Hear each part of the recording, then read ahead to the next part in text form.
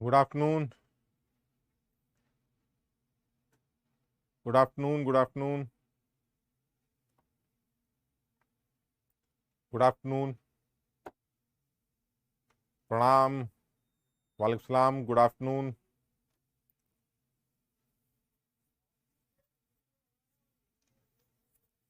आज OP sir थे। हाँ, आज ओपी सर थे, आज ओपी सर नहीं है यहाँ। ओपी सर सैटरडे को लेंगे क्लास, तो मैं आज कल और परसों क्लास लूंगा।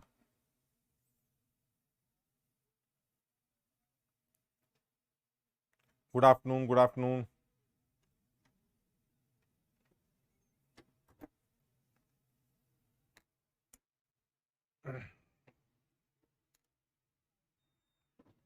नमस्ते।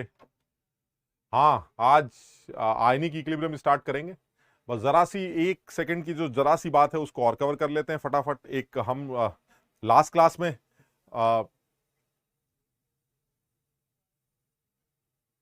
क्लास में हम लोग ली चार्टली प्रिंसिपल डिस्कस कर रहे थे। तो वो जो केमिकल इक्विलिब्रियम्स के अंदर जो ली चार्टली प्रिंसिपल है वो तो हमने डिस्कस कर लिया था कि आप अलग अलग चीजों के चेंजेस करते हैं तो आंसर कैसे निकाला जाता है।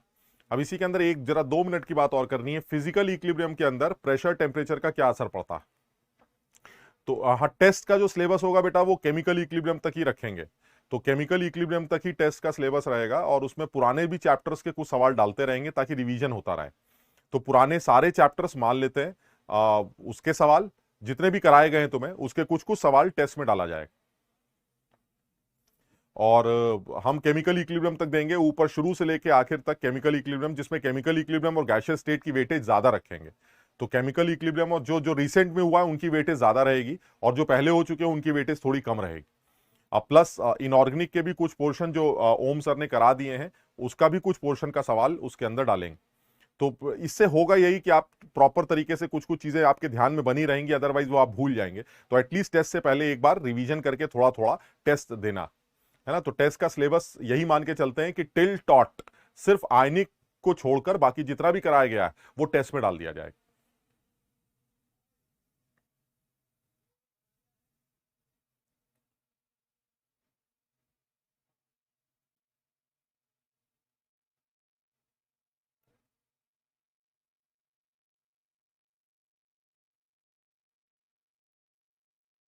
देखो, कोई प्लानिंग नहीं कर सकते यार, ये तो तुम्हें पता ही है कि ये प्लानिंग नहीं कर सकते कि आ, हम एक दिन में आज ये पढ़ेंगे, इतने बजे से इतने बजे ये पढ़ेंगे। तुम्हें पता ही है प्लान करने से तो कुछ होता नहीं यार। तुम सब देख ही रहे होगे, प्लान करते हैं तो वो प्लान फुलफिल हो ही नहीं पाता।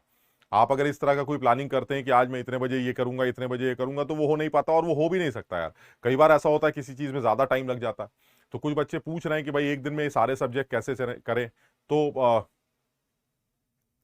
आ, सारे सब्जेक्ट नहीं भी हो पाते हैं तो एटलीस्ट 2 सब्जेक्ट तो कवर करो। कोशिश करो कि एटलीस्ट एक दिन में 2 सब्जेक्ट को तो कवर कर ही लिया जाए। तो इस तरह से भी कुछ ज्यादा अच्छा किया जा सकता है। तीनों के चक्कर में कहीं ऐसा ना हो कि कोई भी सब्जेक्ट सही से ना कर पाए। तो आप एटलीस्ट एक दिन में 5-6 घंटे अपने जो भी पढ़ाई के आपको मिलते हैं उन 6-7 घंटों में आप कम से कम 2 सब्जेक्ट को कवर करिए। तो ये तो कम से कम किया ही जा सकता है। तो अब क्योंकि चैप्टर्स भी आगे चलते चले जा रहे हैं, कुछ कुछ चैप्टर्स, ये सारे सवाल चैप्टर्स जो है सवाल वाले चैप्टर्स हैं, तो इनमें कुछ टाइम भी ज्यादा लग सकता है, कैलकुलेशंस में और टाइम लग सकता है। तो ऐसे में फिर बेस्ट तरीका यही है कि आप एक दिन में अगर 2 चैप्टर उठा पा रहे हैं तो भी ठीक, 2 सब्जेक्ट उठा पा रहे हैं तो भी ठीक। तो मेरे हिसाब से करना यही चाहिए।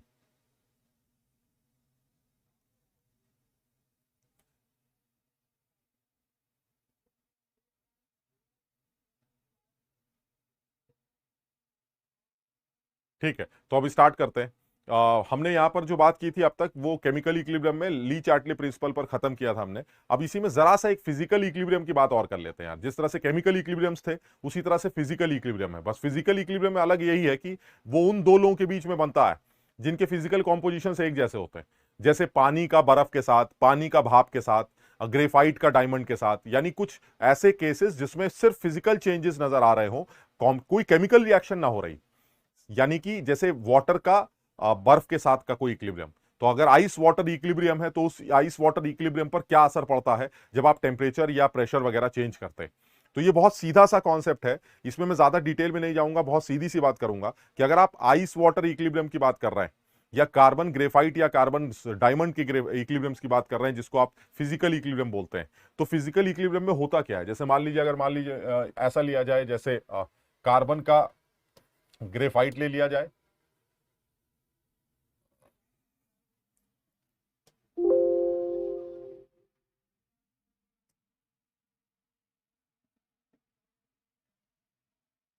देखो जो चैप्टर आज स्टार्ट करना है उसकी हेडिंग तो डाल ही ली है हमने, आयनिक इक्विलिब्रियम आज स्टार्ट करेंगे, लेकिन उससे पहले जरा 2 मिनट की जो बात करनी है उसके बारे में बात कर रहे हैं। जो 2 मिनट की बात करनी है वो यही है कि अगर आप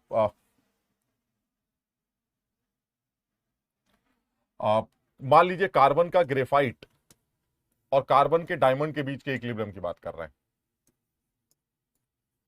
तो इस इक्विलिब्रियम के बारे में सिर्फ इतना ही बोला जाएगा कि भाई ये एक फिजिकल इक्विलिब्रियम है जो दो फॉर्म्स के बीच में बन रहा है।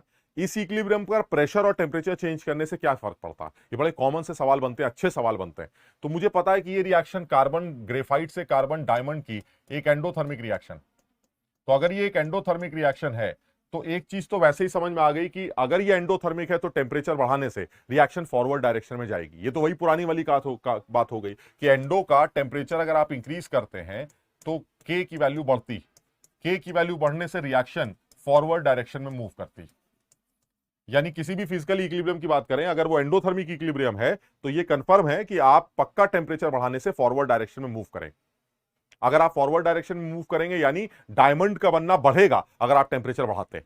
ये इतना इंपॉर्टेंट नहीं है, ये लॉजिकल है अगर हमें पता है, क्योंकि ये तो पुरानी बात हो गई कि एंडो का टेम्परेचर बढ़ाने से के बढ़ता है जिसकी वजह से वो छत पे चला जाता है, और अगर वो छत पे चला गया तो रिएक्शन को फॉरवर्ड डायरेक्शन में जाना पड़ता है। यानी अगर कार्बन ग्रेफाइट और डायमंड का इक्विलिब्रियम बन रहा है तो ऐसे में डायमंड की तरफ आप तब शिफ्ट करेंगे जब आप इसका टेम्परेचर इंक्रीज करेंगे, because this is an endothermic process. ठीक,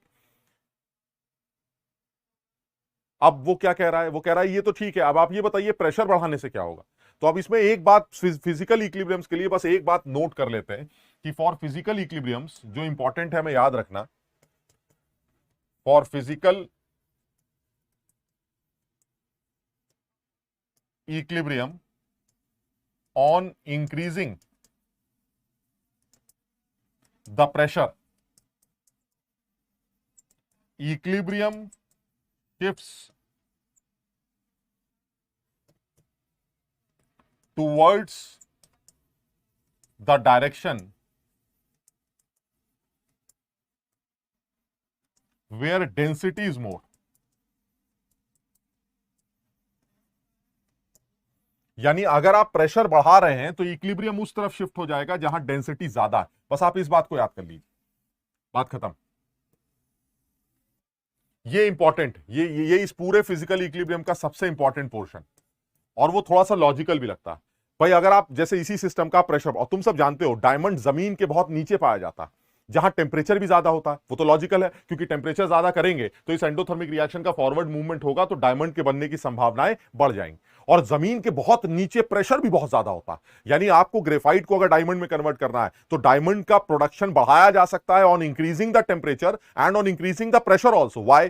बिकॉज जब आप प्रेशर बढ़ाते हैं तो वॉल्यूम कम होने लगता है। अब वो सिस्टम एक ऐसा सिस्टम गेन करने की कोशिश करता है जिसमें वो सिकुड़ रहा हो, क्योंकि सिकुड़ने से जो वॉल्यूम अवेलेबल होता है वो बढ़ जाता है। यानी समझो बात को, यानी आपने अगर ग्रेफाइट और डायमंड के ऊपर प्रेशर बढ़ाया तो प्रेशर के बढ़ाने से वो सिस्टम उस तरफ भागने लगता है जहां वो खुद सिकुड़ रहा हो और अपने आसपास के वॉल्यूम को, जो अवेलेबल वॉल्यूम है, उसको बढ़ाने की कोशिश करे सिकुड़ कर। यानी ये कंफर्म है कि जब आप किसी भी फिजिकल इक्विलिब्रियम का प्रेशर बढ़ाएंगे तो ये उस तरफ मूव करने लगेगा जहां डेंसिटी इंक्रीज हो रही। जहां भी डेंसिटी इंक्रीज होगी उस तरफ ये इक्विलिब्रियम मूव करेगा अगर आप प्रेशर इंक्रीज कर रहे हैं। हाँ, अगर टेम्परेचर की बात कर रहे हैं तो वो एंडो एक्सो के ऊपर डिपेंड करेगा। अगर वो एंडोथर्मिक प्रोसेस है तो फॉरवर्ड चला जाएगा, एक्सोथर्मिक प्रोसेस है तो टेम्परेचर बढ़ाने से वो बैकवर्ड चला जाएगा। मेन इशू आता है प्रेशर का। तो प्रेशर के लिए, किसी भी फिजिकल इक्विलिब्रियम के लिए सिर्फ यही एक लाइन हर बार काम आएगी कि अगर आप फिजिकल इक्विलिब्रियम का, यानी पानी का भाप के साथ, पानी का बर्फ के साथ, ग्रेफाइट का डायमंड के साथ, जिसको आप फिजिकल इक्विलिब्रियम बोलते हैं जिसमें कोई केमिकल रिएक्शन नहीं हो रही है, ऐसे इक्विलिब्रियम्स में प्रेशर इंक्रीज करने से इक्विलिब्रियम हमेशा उस डायरेक्शन में मूव करता है जहां डेंसिटी बढ़ रही। यानी अगर आपको ग्रेफाइट से डायमंड की तरफ जाना है तो एक बात, आप टेम्परेचर बढ़ाइए because this is endothermic process. दूसरी बात, आप प्रेशर बढ़ाइए क्योंकि प्रेशर बढ़ाने से इक्विलिब्रियम उस तरफ मूव करेगा जहां ज्यादा डेंस सिस्टम बन रहा हो, क्योंकि ज्यादा डेंस सिस्टम के बनने से वो सिकुड़ता है, सिकुड़ते ही जो अवेलेबल वॉल्यूम एकदम से बढ़ जाता है। यानी वो ये क्या बोलेगा कि आप प्रेशर बढ़ाकर हमें दबाने की कोशिश कर रहे हैं, हम खुद सिकुड़कर वॉल्यूम इंक्रीज करेंगे जो अवेलेबल था हमारा। यानी वो खुद डेंस हो जाएगा, जिसकी वजह से जो उसके चारों तरफ का जो अवेलेबल वॉल्यूम है वो उसको इंक्रीज करने की कोशिश कर रहा है। यानी किसी भी फिजिकल इक्विलिब्रियम में अगर आपने टेंपरेचर इंक्रीज किया तो वो उस फिजिकल इक्विलिब्रियम के एंडो एक्सो के नेचर से डिसाइड किया जाएगा कि रिएक्शन आगे जाएगी या पीछे जाएगी। और अगर आपने प्रेशर इंक्रीज किया तो सिर्फ एक ही कंडीशन काम आएगी कि प्रेशर के इंक्रीज करने से इक्विलिब्रियम हमेशा उस तरफ जाता है जहां डेंसिटी बढ़ रही। बहुत कॉमन सा एक और एग्जांपल ले लेते हैं। मान लीजिए वो मुझसे कहे कि भाई बर्फ और पानी का एक इक्विलिब्रियम बन रहा है। अब आप बताइए बर्फ पानी के इक्विलिब्रियम को आप कैसे एक्सप्लेन करेंगे? तो आप बर्फ पानी के इक्विलिब्रियम को भी एक्सप्लेन कर सकते हैं। कैसे एक्सप्लेन किया जाएगा बर्फ पानी के इक्विलिब्रियम को? अगर आप बर्फ पानी के इक्विलिब्रियम को एक्सप्लेन करते हैं तो उसमें भी यही कहा जाएगा कि इन case of ice water equilibrium, suppose this is H2O liquid and this is in equilibrium with H2O solid, that is this is water and ice equilibrium। तो अगर वाटर और आइस का इक्विलिब्रियम लिया जा रहा है और इनके बीच में एक इक्विलिब्रियम बन रहा है तो एकदम साफ समझ में आता है कि वाटर से आइस का इक्विलिब्रियम एक एक्सोथर्मिक प्रोसेस होना चाहिए। This is delta H which is less than 0। क्योंकि बर्फ अगर पानी अगर बर्फ में कन्वर्ट हो रहा है तो आप एनर्जी रिलीज करेंगे, उल्टा होता तो आप एंडोथर्मिक बोल देते। तो अब वो कह रहा है चलिए ये तो डेल्टा H निगेटिव। अब आप ये बताइए टेंपरेचर बढ़ाने से क्या होगा?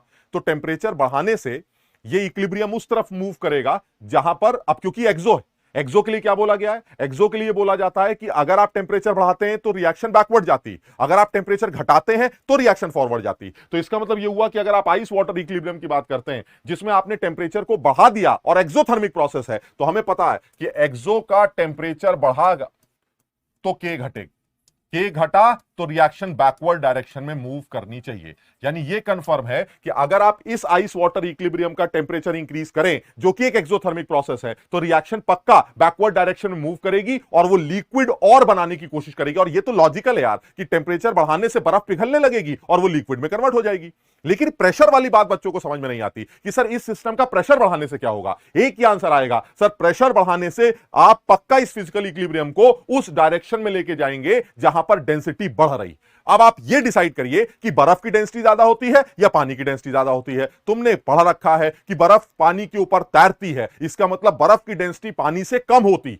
यानी अगर आपने प्रेशर बढ़ाया तो इक्विलिब्रियम उस तरफ मूव करेगा जहां डेंसिटी इंक्रीज कर रही है और डेंसिटी पानी की तरफ इंक्रीज कर रही है। यानी प्रेशर बढ़ाने से ये इक्विलिब्रियम बैकवर्ड डायरेक्शन में मूव करेगा और वो लिक्विड में कन्वर्ट होना स्टार्ट कर देगा। यानी इस आइस वाटर इक्विलिब्रियम के बारे में अगर यह बोला जाए कि अगर वाटर आइस में या आइस वाटर में कन्वर्ट हो रहा है तो टेंपरेचर का असर ये डेल्टा H डिसाइड करेगा, क्योंकि वो मैंने पहले से याद कर रखा है। और प्रेशर का जो असर है वो डिसाइड करेगा जहां डेंसिटी बढ़ रही। यानी if you increase the pressure of this physical equilibrium shifts towards the direction where density is more. यानी जिस तरफ डेंसिटी ज्यादा है ये उस तरफ मूव करेगा। और आपको पता है कि आइस की जो डेंसिटी है, density of ice is less than density of water.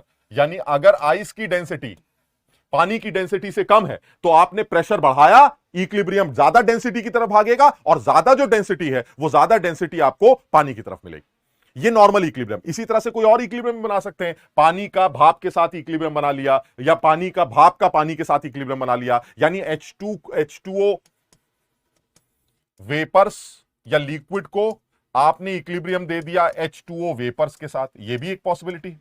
यानी इस बार ये वाटर है और ये वेपर्स है, ये भी एक फिजिकल इक्विलिब्रियम। अब अगर इस फिजिकल इक्विलिब्रियम की बात करेंगे तो क्या होगा? साफ समझ में आता है sir, this is endothermic process. बिल्कुल साफ समझ में आता है कि आप पानी को भाप में कन्वर्ट करना चाहते हैं तो ये एंडोथर्मिक प्रोसेस होगा। And it is an endothermic process. तो टेंपरेचर की कहानी तो वैसे ही क्लियर हो गई कि सर एंडो के बारे में तो बात हो चुकी है कि अगर एंडो का टेंपरेचर बढ़ाते हैं तो के इंक्रीज करता है और रिएक्शन फॉरवर्ड डायरेक्शन में मूव करती। यानी ये तो लॉजिकल है कि अगर आप टेंपरेचर बढ़ाएंगे तो पानी का भाप में कन्वर्जन बढ़ जाए, ये तो ऐसे ही समझ में आ रहा है। लेकिन प्रेशर बढ़ाने से क्या होगा सर? जब आप प्रेशर इंक्रीज करेंगे तो क्या होगा? जब आप प्रेशर इंक्रीज करेंगे तो इक्विलिब्रियम उस तरफ मूव करेगा जहां डेंसिटी ज्यादा है और भाप और पानी में पानी की डेंसिटी ज्यादा होती है, इसलिए ये पानी की तरफ भागना स्टार्ट कर देगा। यानी ऊपर वाले केस में अगर आपने प्रेशर इंक्रीज किया, यानी प्रेशर को इंक्रीज करने से equilibrium shifts towards the direction where density is more, that means more ice will melt. Similarly अगर मैं इस वाले की बात करूं तो on increasing the pressure equilibrium shifts towards the direction where density is more. That means more water will form।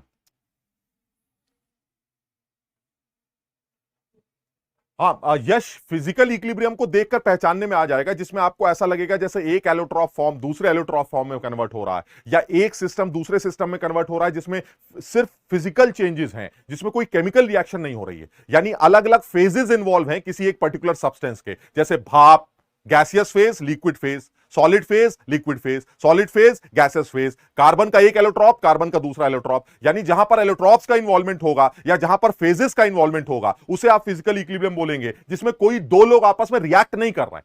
तो ऐसे फिजिकल इक्विलिब्रियम्स में ली चैटले प्रिंसिपल कैसे काम करता है, मैं इसके बारे में बात कर रहा हूं। यानी अगर आप फिजिकल इक्विलिब्रियम की बात करते हैं तो बिल्कुल सीधी सी बात हो रही है, सर आप टेंपरेचर बढ़ाएंगे तो इक्विलिब्रियम उस तरफ भागेगा जहां के, अगर के बढ़ा तो फॉरवर्ड भागेगा, अगर के घटा तो बैकवर्ड भागेगा। बिल्कुल सीधी बात, और वो मैंने पहले याद कर रखी है कि अगर एंडोथर्मिक प्रोसेस है तो टेंपरेचर बढ़ाने से रिएक्शन फॉरवर्ड जाएगी, और अगर एक्सोथर्मिक रिएक्शन है तो टेंपरेचर के बढ़ाने से वो बैकवर्ड चली जाएगी।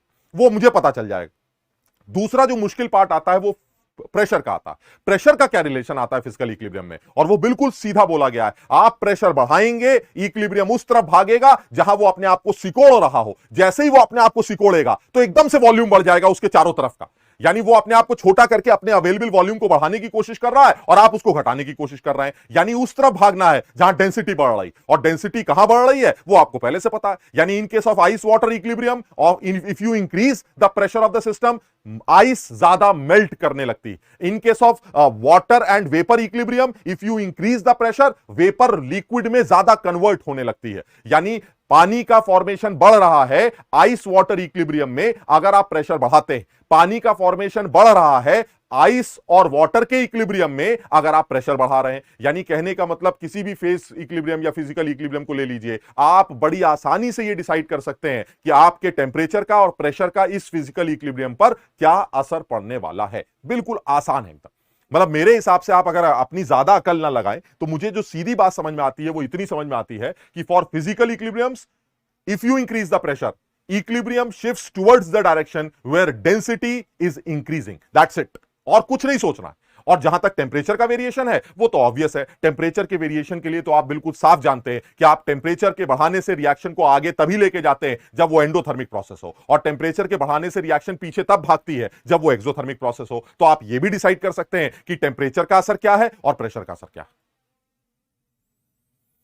बाकी कोई चेंजेस इसके अंदर है ही नहीं, क्योंकि ये कोई बर्तन के अंदर होने वाला कोई खास ऐसा इक्विलिब्रियम नहीं है। तो हमें प्रेशर और टेंपरेचर के रिलेशंस के बारे में साफ समझ में आना चाहिए।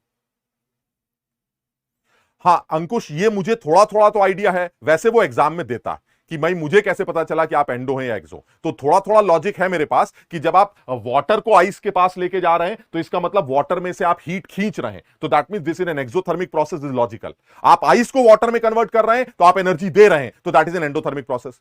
आप पानी को भाप में कन्वर्ट कर रहे हैं तो इसका मतलब है आप एनर्जी दे रहे हैं, तभी वो भाप में कन्वर्ट हो रहा है। आप भाप को पानी के पास लेके जा रहे हैं तो दैट मींस आप उसमें से एनर्जी खींच रहे हैं। तो कुछ कुछ तो आइडिया है, लेकिन कुछ जगहों पर जहां आपको आइडिया नहीं होगा किसी फिजिकल इक्विलिब्रियम का, आपको वो डेल्टा एच की वैल्यू बगल में लिख के दे देगा, आपको पता चल जाएगा कि एंडो है या एक्सो। और एंडो एक्सो पता करते ही आप के का टी के साथ रिलेशन निकालेंगे और रिएक्शन को फॉरवर्ड या बैकवर्ड भगा के छोड़ देंगे। प्रेशर वाली बात जो दिक्कत करती है वो नहीं समझ में आती, उसके लिए बिल्कुल एक सीधी बात बोली गई, हम ज्यादा दिमाग ही नहीं लगा रहे। If you increase the pressure, equilibriums उस तरफ भागेंगे जिस तरफ डेंसिटी ज्यादा है। लेकिन आप सिर्फ फिजिकल इक्विलिब्रियम की बात कर रहे हैं। फिजिकल इक्विलिब्रियम्स हमेशा उस तरफ भागते हैं जहां डेंसिटी बढ़ जाती है अगर आप प्रेशर बढ़ाएं, सीधी सी बात। लॉजिक क्लियर है कि प्रेशर बढ़ाने से उस सिस्टम को एकदम से लगता है अरे ये तो मेरे चारों तरफ के वॉल्यूम को कम करने की कोशिश कर रहा है, तो वो सिस्टम उस तरफ भागता है जहां खुद तो सिकुड़ जाए और अपने ऊपर के वॉल्यूम को बढ़ाने की कोशिश करे। यानी इसलिए वो उस तरफ भागता है जहां डेंसिटी बढ़ रही हो और वो बढ़कर डेंसिटी बढ़ी हुई सिस्टम की तरफ जाकर अपने आप को सिकोड़े और अवेलेबल वॉल्यूम को इंक्रीज करने की कोशिश करे।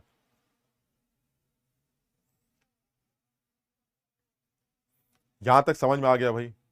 अब दोनों लोग सेम फेज में ही है यार, इस तरह का जिसको आप एलोट्रॉप्स का फॉर्म बोलते हैं। एक बच्चा पूछ रहा है अगर दोनों लोग सेम फेज में हो, अगर दोनों लोग सेम फेज में है तो आप एलोट्रॉप्स की बात कर रहे हैं, यानी कार्बन का सॉलिड फेज ग्रेफाइट भी है, कार्बन का सॉलिड फेज डायमंड भी है। ये एक एलोट्रॉप्स का कन्वर्जन, और ये हाई कन्वर्जन जो आपने देखा डायमंड का बनना, ये हाई टेम्परेचर और हाई प्रेशर पर ही फीजिबल होता है, क्योंकि आप जानते हैं जमीन के बहुत नीचे ज्यादा टेम्परेचर और ज्यादा प्रेशर पर ही डायमंड पाया जाता। यानी कार्बन ग्रेफाइट को या कार्बन को क्रिस्टलाइज करके प्लाज्मा डिपोजिशन करके आप डायमंड में कन्वर्ट करते हैं, लेकिन उसके लिए आपको मेल्टिंग भी चाहिए होती है और उसके लिए आपको हाई प्रेशर भी चाहिए होता है। तो that means you need high pressure and high temperature to form graphite into to convert graphite into diamond.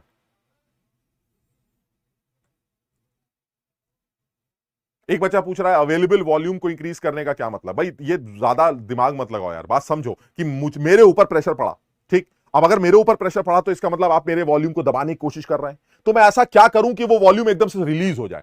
तो मैं एकदम से सिकुड़ जाऊंगा, तो जो अवेलेबल वॉल्यूम है वो बढ़ जाए। यानी आप वॉल्यूम घटाने की कोशिश कर रहे हैं, मैं सिकुड़ कर उस वॉल्यूम को बढ़ाने की कोशिश कर रहा हूं। यानी मैं उस तरफ भागूंगा जहां मैं सिकुड़ रहा हूं, जहां मेरी डेंसिटी बढ़ रही है, और मेरी ज्यादा डेंसिटी तब बढ़ती है जब मैं डायमंड की तरफ भागता हूं, या आइस वाटर में आइस की तरफ भागता हूं, या वाटर और वेपर में वाटर की तरफ भागता हूं।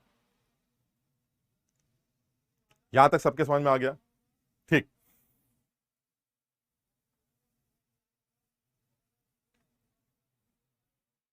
आइस और वेपर में तो आइस की डेंसिटी ज्यादा होगी ना बेटा। हाँ, करण ऐसा कर सकते हैं, अगर आप घर में उतना प्रेशर और उतना टेम्परेचर क्रिएट कर सकें तो आप ग्रेफाइट को डायमंड में कन्वर्ट कर सकते हैं, लेकिन उसके लिए आपको चारों तरफ के वॉल्यूम को क्लोज करना पड़ेगा। क्वेश्चन इस पे सूर्या बिल्कुल इसी टाइप के आते हैं, बिल्कुल सेम यही क्वेश्चंस आते हैं जो तुम्हारे सामने करा दिया मैंने, बिल्कुल सेम। कुछ नहीं करेगा, सीधे सीधे एक फिजिकल इक्विलिब्रियम देगा और प्रेशर और टेम्परेचर को लिंक करवाएगा। आप सिर्फ इतना ध्यान रखिएगा, अगर एंडो है तो क्या करना है, एक्सो है तो क्या करना है। पहली बात यानी टेम्परेचर के चेंजेस एंडो एक्सो से डिसाइड हो जाएंगे, और दूसरा प्रेशर का चेंज डेंसिटी से डिसाइड हो जाएगा। जिस तरफ डेंसिटी ज्यादा है उस तरफ इक्विलिब्रियम भागने लगेगा, अगर आप प्रेशर बढ़ा रहे हैं तो। आइस और वाटर में आइस की डेंसिटी कम होती है, इसलिए आइस पानी के ऊपर फ्लोट करती है, और उसका रीजन तुम्हें पता है, तुम्हें केमिकल बॉन्डिंग में पढ़ाया गया होगा या पढ़ाया जाएगा कि आइस का स्ट्रक्चर एक ओपन केज लाइक स्ट्रक्चर होता है। केज किसे कहते हैं? केज उसे कहते हैं जिसे पिंजड़ा कहा जाता है। पिंजड़ा किसे कहते हैं? पिंजड़े का मतलब कोई आदमी अंदर बंद है, उसी को तो पिंजड़ा बोलते हैं ना। भाई मैं पिंजड़े में हूं, इसका मतलब मुझे किसी ने बंद कर रखा है, तो उसको पिंजड़ा का स्ट्रक्चर या केज लाइक स्ट्रक्चर इसलिए कहा जाता है क्योंकि जब वाटर आइस में कन्वर्ट होता है तो उस स्ट्रक्चर के अंदर कुछ बड़े साइज के एटम फंस जाते, ऐसे बंद हो जाते हैं, इसलिए उसको केज लाइक स्ट्रक्चर बोलते हैं। जैसे जिनन है, एक्सी एक्सी या कोई बड़ी एटम जो होते हैं वो कई बार आइस बनते वक्त आइस के अंदर ट्रैप हो जाते हैं। ट्रैप होने की वजह से इस आइस के स्ट्रक्चर को केज लाइक स्ट्रक्चर बोला जाता है। हाँ, अगर कोई छोटा एटम है जैसे हीलियम फीलियम, वो छेद में से निकल जाते हैं, लेकिन बड़े साइज का एटम उसी पिंजड़े में दब जाते हैं, जिसकी वजह से आइस के स्ट्रक्चर को केज लाइक स्ट्रक्चर का नाम दिया जाता है, क्योंकि वो पिंजड़े की तरह बिहेव करता है उन लोगों के लिए जो बड़े साइज के एटम हैं, जो निकलना चाह रहे थे लेकिन आइस के बनते ही वो वहां ट्रैप हो गए, जिसकी वजह से नए तरह के कंपाउंड्स बनते हैं जिनको क्लैथरेट्स वगैरह कहा जाता है। ये केमिकल बॉन्डिंग में तुम्हें ये बातें बताई जाएंगी, ठीक? अच्छा, अब इसी में आयनिक इक्विलिब्रियम की बात करते हैं। अब ये चैप्टर स्टार्ट करते हैं, और हाँ, इसके अंदर एक रिलेशन आता है, तुमने पढ़ा होगा डेल्टा जीज आरटीएलएन के। कुछ डीपीपी में एक दो सवाल मैं उसके ऊपर डाल रहा हूं, लेकिन मुझे सिर्फ उसके फॉर्मूले से ही मतलब कि delta G naught is minus RTLN K, आप उससे फ्री एनर्जी चेंज को यूज करके इक्विलिब्रियम कांस्टेंट की वैल्यू या इक्विलिब्रियम कांस्टेंट को यूज करके free energy change, standard free energy change calculate कर सकते हैं। इतनी बात सिर्फ उससे रिलेटेड।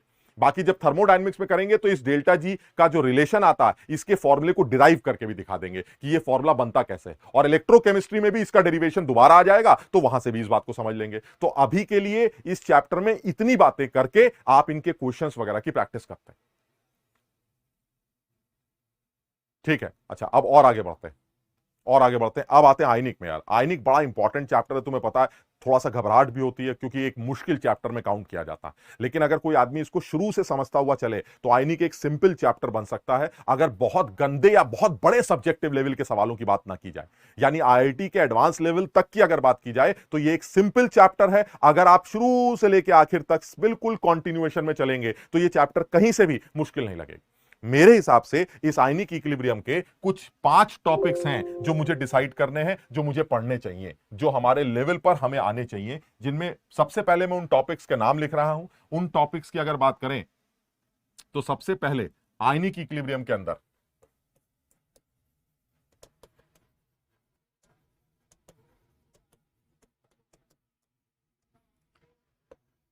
ये सिर्फ टॉपिक के नाम लिख रहा हूं मैं।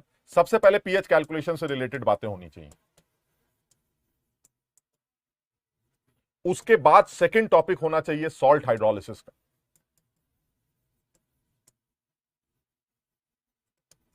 तीसरा टॉपिक होना चाहिए बफर सॉल्यूशंस का।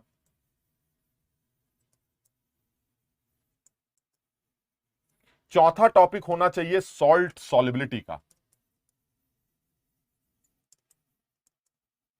और पांचवा टॉपिक होना चाहिए टाइट्रेशन कर्व्स का।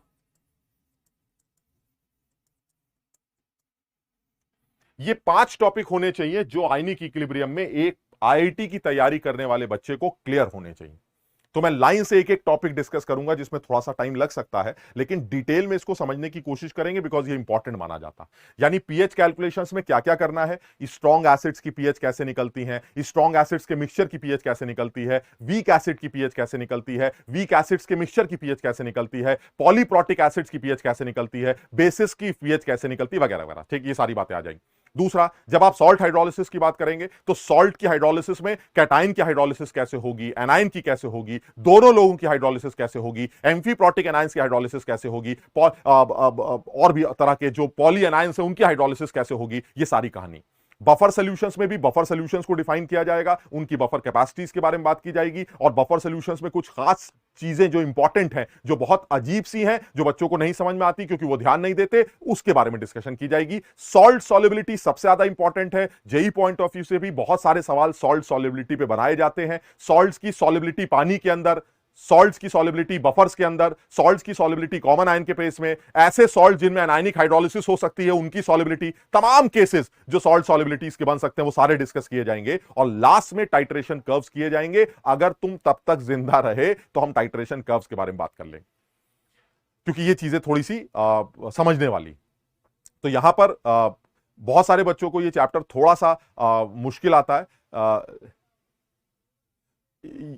थोड़ी सी चीजें नई नई सी लगती हैं क्योंकि एक लेवल के बाद कम समझते हैं हम, लेकिन मैंने तुम्हें बताया कि ये चैप्टर अगर आप शुरू से समझते चलें तो आपको बिल्कुल क्लियर रहता है। और फिर वही यार, बहुत ज्यादा डब्बे में घुसकर तो आप भी कुछ नहीं जानते कि अंदर चल क्या रहा है। आप तो बाहर खड़े होकर सिर्फ ये अज्यूम करते हैं कि ऐसा ऐसा कुछ हो रहा होगा, बस बात खत्म। तो हम डब्बे के बाहर खड़े होकर ही अपने हिसाब से अज्यूम करेंगे कि डब्बे में क्या क्या चल रहा है। बच्चों को कुछ कंफ्यूजन्स ये आते हैं कि सर कभी आप पीएच का ये वाला फॉर्मूला लगाते हैं, कभी आप हाइड्रोलिसिस का फॉर्मूला लगाते हैं, कभी आप बफर का फॉर्मूला लगाते हैं, कभी कुछ करते हैं, समझ में नहीं आता ये आंसर कैसे निकल के आते हैं। आप अगर डब्बे के बाहर खड़े होकर ये एनालाइज करना सीख गए कि डब्बे में हो क्या रहा है, तो आप खड़ाक से एक सीधा फॉर्मूला लगाकर पीएच का आंसर 2 सेकंड के अंदर कैलकुलेट कर सकते हैं। हम उसी बारे में थोड़ा डिटेल में समझने की कोशिश कर रहे हैं। ठीक, मैं इसलिए बोल रहा था कि अगर आप जिंदा रहे, क्योंकि ये 4 टॉपिक करने के बाद काफी हालत खराब हो जाती, तो 5वें टॉपिक तक आते आते हवा निकल चुकी होती। लेकिन हवा निकले ना निकले, हमें टाइट्रेशन कर्व्स भी एक लेवल तक सीखने जरूर होंगे ताकि हम पूरा टॉपिक कवर कर सकें सही से। ठीक, अब आते हैं सबसे इंपॉर्टेंट बात शुरू करते हैं, दैट इज पीएच कैलकुलेशंस। तो जो मेरा पहला टॉपिक होना चाहिए वो पीएच कैलकुलेशंस का होना चाहिए।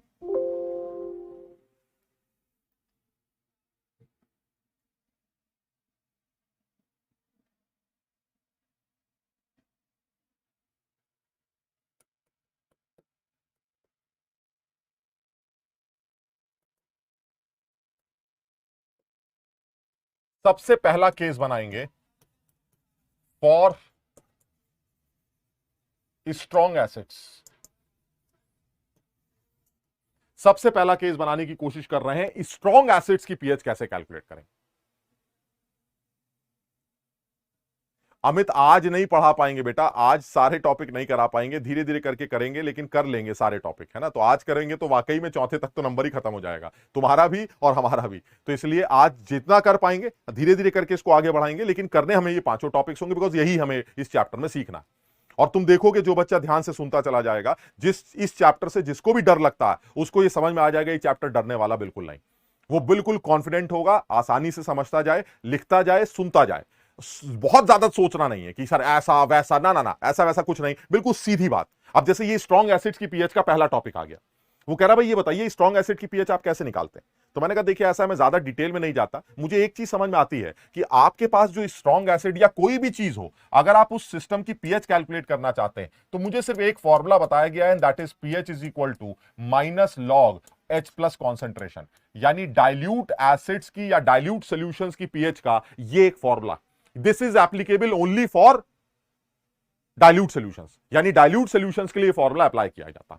और हमारे सिलेबस में क्योंकि डाइल्यूट सॉल्यूशंस है इसलिए हमें दिमाग ही नहीं लगाना है। तो जब भी कभी आपको पीएच निकालनी है कहीं पर भी कैसे भी, तो आप उस बर्तन से सिर्फ एक बात पूछिएगा, ये बता तेरे पास टोटल H प्लस कितने हैं, बस बात खत्म। जैसे ही वो बर्तन बोलेगा मेरे पास टोटल H प्लस की वैल्यू इतनी है, आप उठा के यहां पुट कर दीजिएगा, आपको पीएच मिल जाएगी। अर्नव कह रहा है आपने डायरेक्ट ये टॉपिक उठा लिया। अरे भाई इसके अलावा और कौन सा टॉपिक निकालूंगा यार, मैं पीएच का ये फॉर्मूला निकालूंगा, अब फिर वो आर्हेनियस बेस किसे कहते हैं, ब्रॉन्स्टेड बेस किसे कहते हैं। भाई ये चीज एनसीईआरटी से शुरू के 2-3 पन्ने जो दे रखे हैं उनको पढ़ लीजिएगा, उन पे क्या ही आईआईटी में सवाल पूछेगा। तो आप कम से कम उनके 2-3 पेजेस जो शुरू में लुइस एसिड क्या है, लुइस बेसिस किसे कहते हैं, आर्हेनियस एसिड क्या है, आर्हेनियस बेस, उनकी एक एक लाइन की जो डेफिनेशन है उन डेफिनेशन को पढ़ लीजिए, बात खत्म। सीधे सीधे काम की बात पे आते हैं, जो शुरू होता है वो है पीएच कैलकुलेशन। ठीक है, ये ठीक है। अब आते हैं कि कैटलिस्ट का रिएक्शन के रेट पर असर पड़ता है, लेकिन इक्विलिब्रियम कांस्टेंट पर कोई असर नहीं पड़ता। रिएक्शन का रेट बदल जाता है क्योंकि कैटलिस्ट किसी भी रिएक्शन को एक नए पाथ से लेके जाता है जिसकी एक्टिवेशन एनर्जी कम होती, जिससे रिएक्शन का रेट इंक्रीज कर जाता, लेकिन इक्विलिब्रियम कांस्टेंट पर उसका कोई भी असर देखने को नहीं मिलता। अच्छा, अब शुरू कर रहे हैं भाई, यानी अगर मुझे पीएच कैलकुलेट करनी है तो मुझे माइनस लॉग H प्लस से निकालना है। ठीक, अब क्या करें? तो ऐसे में सर आप H प्लस की कॉन्सेंट्रेशन बता दीजिएगा, मेरा काम चल जाएगा। तो मैंने एक एक करके एग्जाम्पल लेना स्टार्ट किया है। ठीक, पहला वो ये कह रहा है कि भाई स्ट्रॉन्ग एसिड आपके पास है, ये बर्तन है, आप मुझे बताइए कि अगर मेरे पास 10 रेज पावर, या एक जनरल बात कर लेते हैं कि अगर मेरे पास C मोलर H प्लस हो तो C मोलर H प्लस की pH, C molar HCl solution की आप पीएच कैसे निकालेंगे। मान लीजिए C मोलर HCl सोल्यूशन, अब अगर आपके पास C मोलर HCl सोल्यूशन है तो इसकी पीएच आप कैसे कैलकुलेट करेंगे। तो इसका मतलब this is a solution, solution का मतलब समझते हो कि इसके अंदर पानी भी पड़ा, तो अब वो पीएच कैसे कैलकुलेट करेगा। वो कह रहा है देखिए बड़ा आसान है कि आपके पास जो HCl है, क्योंकि वो स्ट्रॉन्ग एसिड है तो वो 100% डिसोसिएट करेगा। Strong acids are strong electrolytes जो वाटर के अंदर 100% डिसोसिएट करते हैं। अब अगर वो 100% डिसोसिएट करते हैं तो ऐसे में अगर आपको इस HCl की पीएच चाहिए तो आप ये जानते हैं कि अगर HCl की कॉन्सेंट्रेशन C है तो जब वो पूरा का पूरा टूट जाएगा तो जो H प्लस की कॉन्सेंट्रेशन बनेगी वो भी C बनेगी। यानी शुरू में तो ये दोनों जीरो होंगे, फिर ये पूरा टूट जाएगा और इन दोनों की कॉन्सेंट्रेशन C और C बन जाएगी।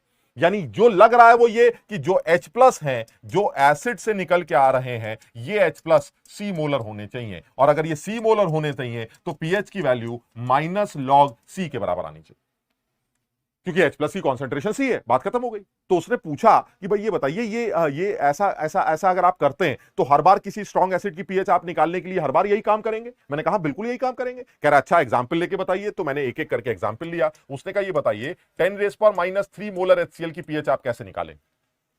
तो मैंने कहा 10⁻³ मोलर की पीएच अगर आप निकालना चाहते हैं तो उसके लिए बड़ा आसान सा तरीका है कि HCl से आने वाले जो H प्लस होंगे वो 10⁻³ मोलर ही होंगे। यानी C मोलर HCl से अगर H प्लस C आते हैं तो 10⁻³ से 10⁻³ आएंगे, यानी जो H प्लस की कॉन्सेंट्रेशन है वो 10⁻³ होगी, और जो पीएच निकाला जाएगा वो माइनस लॉग 10⁻³ से निकाला जाएगा, जिससे उसकी वैल्यू 3 आ जाएगी। बहुत आसान है।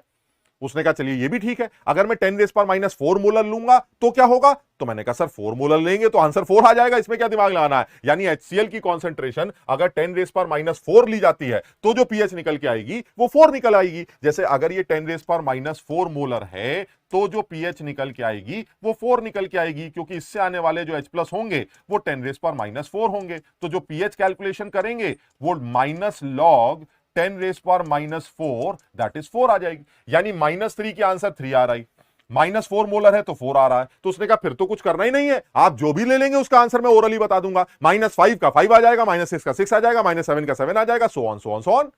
ये स्ट्रॉन्ग एसिड्स है। हमें कैसे पता चलेगा, एक बच्चा पूछ रहा है हमें कैसे पता चलेगा ये स्ट्रॉन्ग एसिड है? हमें इस तरह से पता चलेगा कि अगर किसी सवाल में उस एसिड का डिसोसिएशन कांस्टेंट Ka गिवन नहीं है तो आप उसको स्ट्रॉन्ग एसिड की तरह ट्रीट कर सकते हैं। और अगर आपने उस एसिड का Ka गिवन है तो आप समझ जाइएगा वो वीक एसिड है, क्योंकि वो 100% डिसोसिएट नहीं करेगा और एक इक्विलिब्रियम बना लेगा। हम अभी उन एसिड्स की बात कर रहे हैं जो 100% डिसोसिएट करते हैं, कोई इक्विलिब्रियम नहीं बनाते, वो फटाफट टूट के आंसर दे देते हैं, बात खत्म। यानी जितना HCl उतना ही H+, यानी एसिड से आने वाले H+ उतने ही होंगे जितना HCl की कॉन्सेंट्रेशन है। और HCl की कॉन्सेंट्रेशन अगर सवाल में दे रखी है तो आप H+ की कॉन्सेंट्रेशन इस फॉर्मूले में पुट करके pH कैलकुलेट कर सकते हैं। अच्छा, अब इस बात को जरा दोबारा पढ़ते हैं, इसी बात को अब दोबारा बोलते हैं। दोबारा क्या बोलनी? दोबारा यह बोलना चाह रहे हैं कि अगर ऐसा है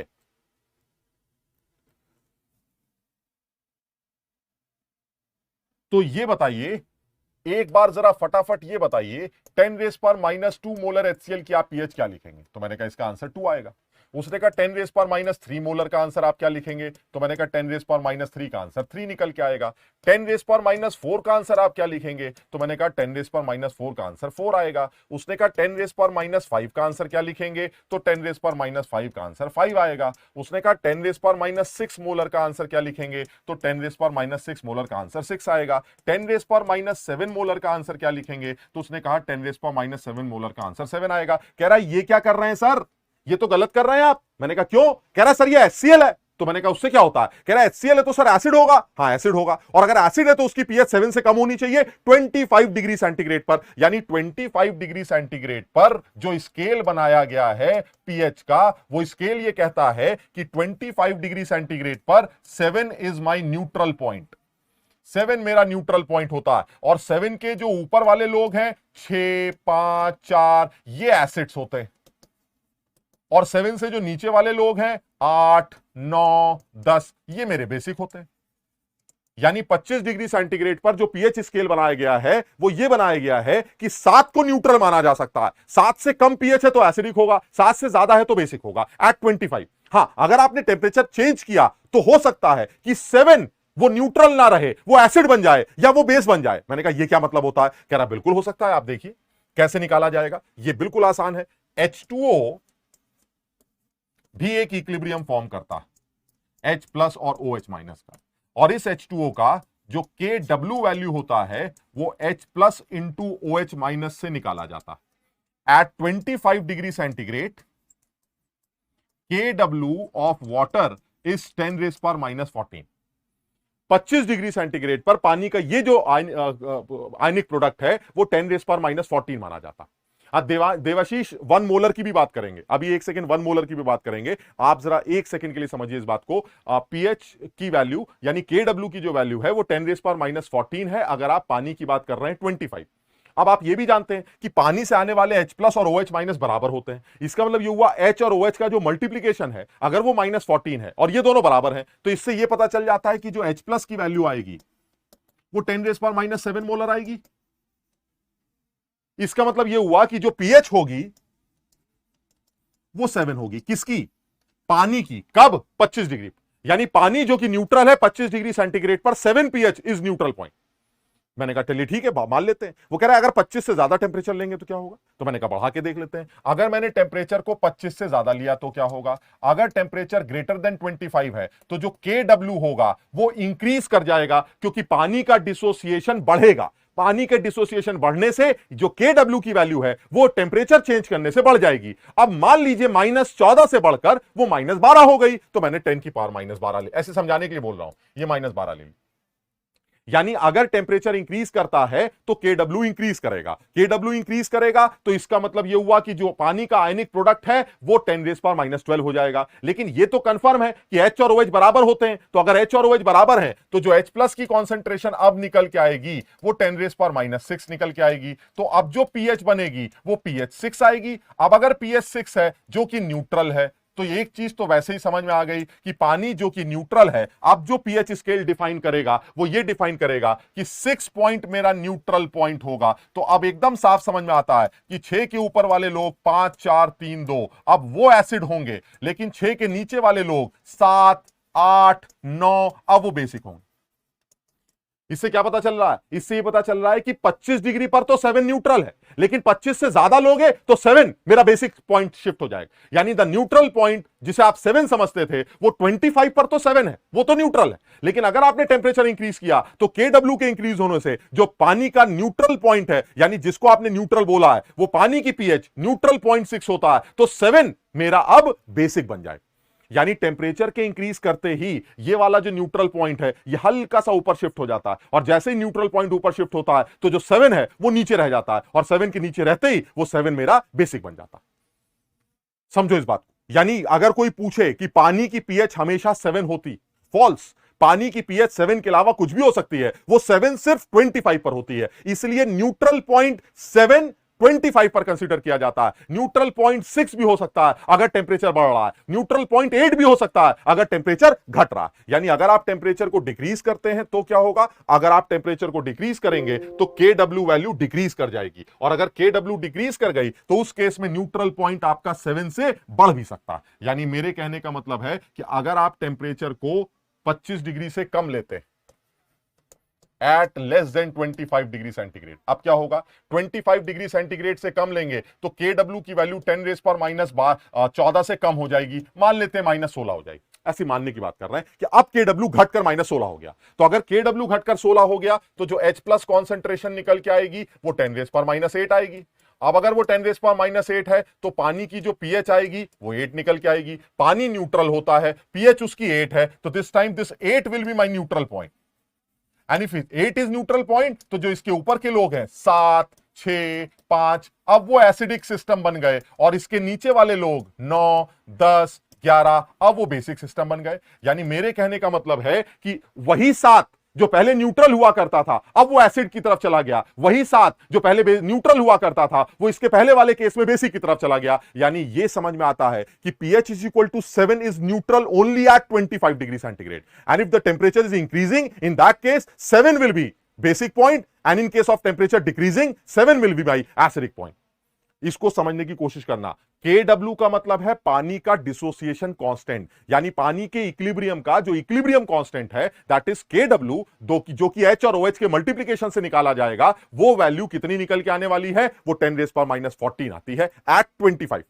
अगर टेंपरेचर बढ़ाओगे तो KW बढ़ जाएगा, उसकी वजह से न्यूट्रल पॉइंट 7 से कम हो जाएगा, तो 7 क्या बन जाएगा? बेसिक बन जाएगा। अगर आप टेंपरेचर घटाएंगे तो KW घट जाएगा, KW घट जाएगा तो जो 7 वाला पॉइंट है वो एसिडिक बन जाएगा। यानी कहने का मतलब बड़ा सीधा है कि पीएच का 7 होना वो न्यूट्रलिटी को सिर्फ तभी डिफाइन करता है जब आप 25 की बात करते हैं। यानी पीएच 7 न्यूट्रल तभी जब आप 25 पर। अगर 25 डिग्री की बात नहीं हो रही है तो 7 एसिडिक भी हो सकता है और 7 बेसिक भी हो सकता है। जनरली सवालों में टेंपरेचर मेंशन नहीं होता, तो मैं अज्यूम करता हूं कि रूम टेंपरेचर की बात चल रही है जिसमें 7 को मैं न्यूट्रल कंसीडर करता। लेकिन अगर कहीं ऐसा लिखा हुआ आ जाए कि 7 is always neutral, तो this is false. pH of water is always 7. False. pH of water is always 7 at 25 degree centigrade. It can be less than 7, it can be greater than 7. वो टेम्परेचर के ऊपर depend करे। यानी मैं अब इस chapter को स्टार्ट करने जा रहा हूं। ठीक, अभी एक माहौल बनाना था, अब मैं इस चैप्टर को स्टार्ट करता हूं। जब आप किसी भी एसिड को पानी के अंदर डालते हैं, जरा समझना अपने आप बात को, यानी जब आप किसी भी एसिड को पानी के अंदर डालते हैं, जैसे आपने HCl लिया, HCl गैस, उस HCl गैस को पानी के अंदर डाला, तो अब ये HCl का सोल्यूशन बन गया। Now this is acid. HCl तो गैस होती है, लेकिन पानी के अंदर आते ही वो एक एसिड की तरह बिहेव करती है क्योंकि वो H+ डिसोसिएट कर जाता।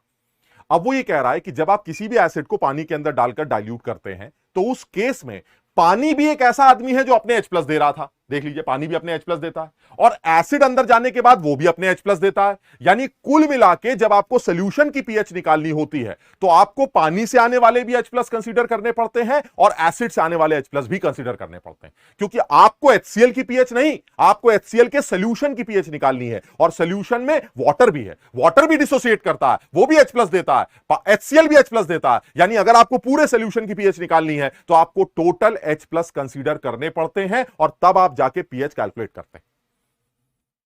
अब जरा इस बात को समझने की कोशिश करते हैं। अब यहां से ये बात स्टार्ट करते हैं और अपने पीएच वाले चैप्टर को, इस पीएच कैलकुलेशन में स्ट्रॉन्ग एसिड वाले पोर्शन को दोबारा उठाते हैं। मैं सिर्फ यहां से ये बात क्लियर करना चाह रहा था कि वाटर भी पर्टिकुलर टेम्परेचर पर डिसोसिएट करता है और उससे भी थोड़े बहुत H+ निकल के आते हैं। वो भी पीएच के कैलकुलेशन में रोल प्ले कर सकता है, क्योंकि वो भी उस सॉल्यूशन में प्रेजेंट है जिस सॉल्यूशन की पीएच हमें कैलकुलेट करनी। यानी पानी की बात कभी तो सुनी जाती है और कभी पानी की बात नहीं सुनी जाती। अब मैं इस बारे में बात करता हूं कि जब नहीं सुनी जाती तब तो कोई बात ही नहीं है, और जब सुनी जाती है तो सुनते कैसे हैं पानी की बात, वो H+ कितना देगा ये कैसे निकाला जाता। KW रोहित, KW पानी का डिसोसिएशन कांस्टेंट है। पानी के इक्विलिब्रियम का इक्विलिब्रियम कांस्टेंट, जिसको आयनिक प्रोडक्ट कहा जाता है, वो KW, वही KC। जैसे आप केसी लिखते हैं, उसी केसी का एक नया नाम KW रख दिया, क्योंकि पानी है, पानी टूट रहा है, तो मैंने उसको KW बोल दिया। कभी एसिड टूट रहा होगा तो उसी केसी को Ka बोल दूंगा, कभी बेस टूट रहा होगा उसी केसी को Kb बोल दूंगा, कभी सॉलिबिलिटी का आंसर इक्विलिब्रियम बनेगा तो उसी केसी को KSP बोल दूंगा, कभी कुछ, वही केसी के नए नए नाम रिएक्शन को देख देख कर रख दिए जाएंगे। कोई नई बात थोड़ी ना है, ये वही केसी है जो आपने पहले पढ़ा।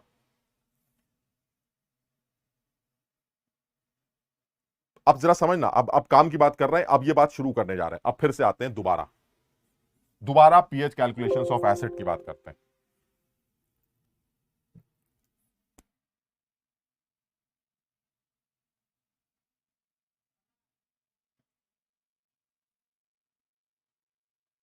क्या बात करते हैं,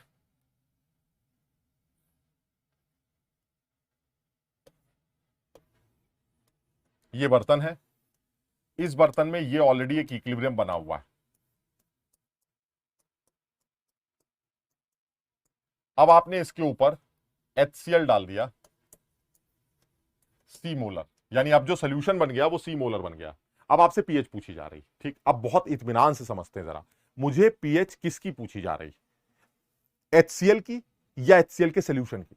तो मैंने कहा सोल्यूशन की, इसमें क्या सोचना है। तो कह रहा है फिर सोल्यूशन की पीएच निकालते वक्त आप सिर्फ एसिड से आने वाले H+ कंसीडर क्यों करते हैं? बार बार answer -log C, -log C, -log C लिख के चले आते हैं, आपको पानी से आने वाले H+ दिखाई नहीं देते। हमने कहा बात तो तुम्हारी सही है कि अगर पूरे बर्तन की पीएच निकालनी है तो पानी से आने वाले H+ कंसीडर करने चाहिए। तो इसका मतलब यह हुआ कि मुझे सबसे पहले H+ टोटल कैलकुलेट कर लेने चाहिए, और H+ जो टोटल निकल के आएंगे वो एक तो एसिड देगा ही देगा, प्लस पानी से भी H+ निकल के आते हैं, तो एक पानी से आने वाले H+ चाहिए और एक एसिड से आने वाले H+ चाहिए। मैं दोनों उठा के जोड़ दूंगा ताकि मुझे टोटल पीएच कैलकुलेट कर ले। अब तो उसने कहा ठीक है, अब जरा एक एक सवाल करते हैं, जरा अकल लगाते हैं, ठीक। अब ये बताइए 10⁻⁻2 मोलर का आंसर मैंने क्यों 2 लिखा था? मैंने इसलिए इसको 2 लिखा था क्योंकि मुझे यह पता है कि वाटर से आने वाले H+ 25 डिग्री सेंटीग्रेड पर 10⁻⁻7 होते हैं, बहुत कम with respect to this value. The value of H+ coming from water at 25 is negligible, 10⁻⁻7। अरे भाई, अगर आपको टोटल H+ निकालने हैं तो एक तो एसिड वाले लेंगे और एक पानी वाले लेंगे। अरे भाई, पानी वाले को क्यों लेंगे यार, वो इतना कम है कि इसके रेस्पेक्ट में उसको नेग्लेक्ट कर सकते हैं। यानी इस केस में आप पीएच की वैल्यू क्या निकाल सकते हैं, -log 10⁻⁻2 एंड दैट इज 2। पानी को नेग्लेक्ट कर दिया, पानी की बात नहीं सुनी।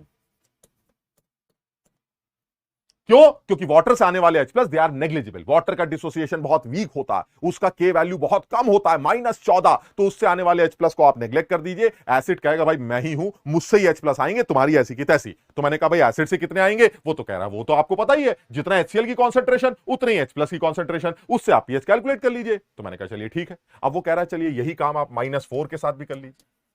जब आप -4 HCl लेके आए तो मैंने कहा भाई इस बार भी दिमाग मत लगाओ, पानी को नेग्लेक्ट मारो ऐसी की तैसी, और आप इसका आंसर 4 लिख दीजिए, पानी को छोड़ दीजिए, छोड़िए बात। मैंने कहा चलिए ठीक है, बात तो सही है, -4 के रेस्पेक्ट में -7 की क्या ही औकात है, आप हटा दीजिए उसको, ठीक। अब उसने कहा कि भाई एक काम करिए, 10⁻⁻6 मोलर ले आइए। तो मैंने कहा भाई एक काम करते हैं, इस बार भी जैसे अब तक बेमानी चली है वैसे यहां भी 10⁻6 लिख के 6 लिख देंगे, और पानी को नेग्लेक्ट मत करिए। अब बस मुझे यहां पर आते ही एक डाउट नजर आने लगा। अब मुझे सबसे पहला एक डाउट आया। डाउट क्या है सर? डाउट यह है कि चलिए ठीक है, 100 रुपए में 1 रुपए जोड़ेंगे तो 100 ही लिख दीजिए, हम आपकी बात मान लेते हैं। 1000 रुपए में 1 रुपए जोड़ेंगे तो उसको 1000 ही मान लीजिए, हम ये भी मान लेते हैं।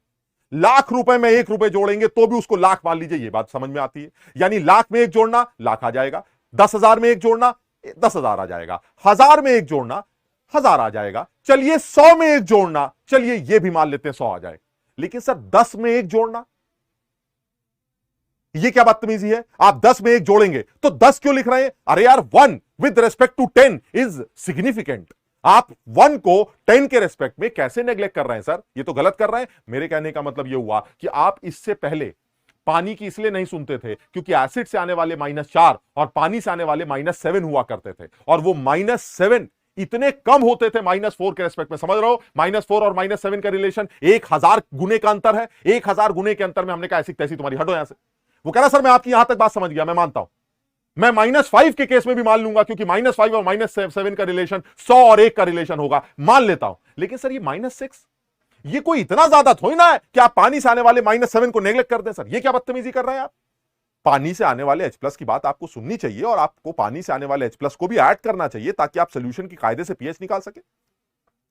मैंने कहा तुम्हारी ये लॉजिक तो मुझे समझ में आती है कि -6 and -7 they are just like 10 and 1। -6 and -7 the difference is what? 10 का रेशो है। इसका मतलब ये हुआ कि 10 और 1 ये कंपेरेबल। आप -6 और -7 में -7 को नेग्लेक्ट नहीं कर सकते, तो फिर उस केस में आपने आंसर 6 लिखा है और मैं तुम्हें बता रहा हूं ये आंसर मैंने सही लिखा, ये गलत नहीं लिखा है मैंने, ये भी आंसर सही लिखा। लेकिन मुझे ये बात समझ में नहीं आ रही है कि आपने वाटर को कैसे नेग्लेक्ट कर दिया। सर -7 हम दे देंगे, ऊपर से आप टपका दीजिएगा -6। अरे भाई -6 और -7 दे आर कंपेरेबल। आप पानी को कैसे अलग अलग कर रहे हैं? जैसे आपने ऊपर अलग कर दिया वो तो मुझे समझ में आता है, यहां कैसे अलग कर दिया? -6 को आप अलग नहीं कर सकते। अब क्या करें?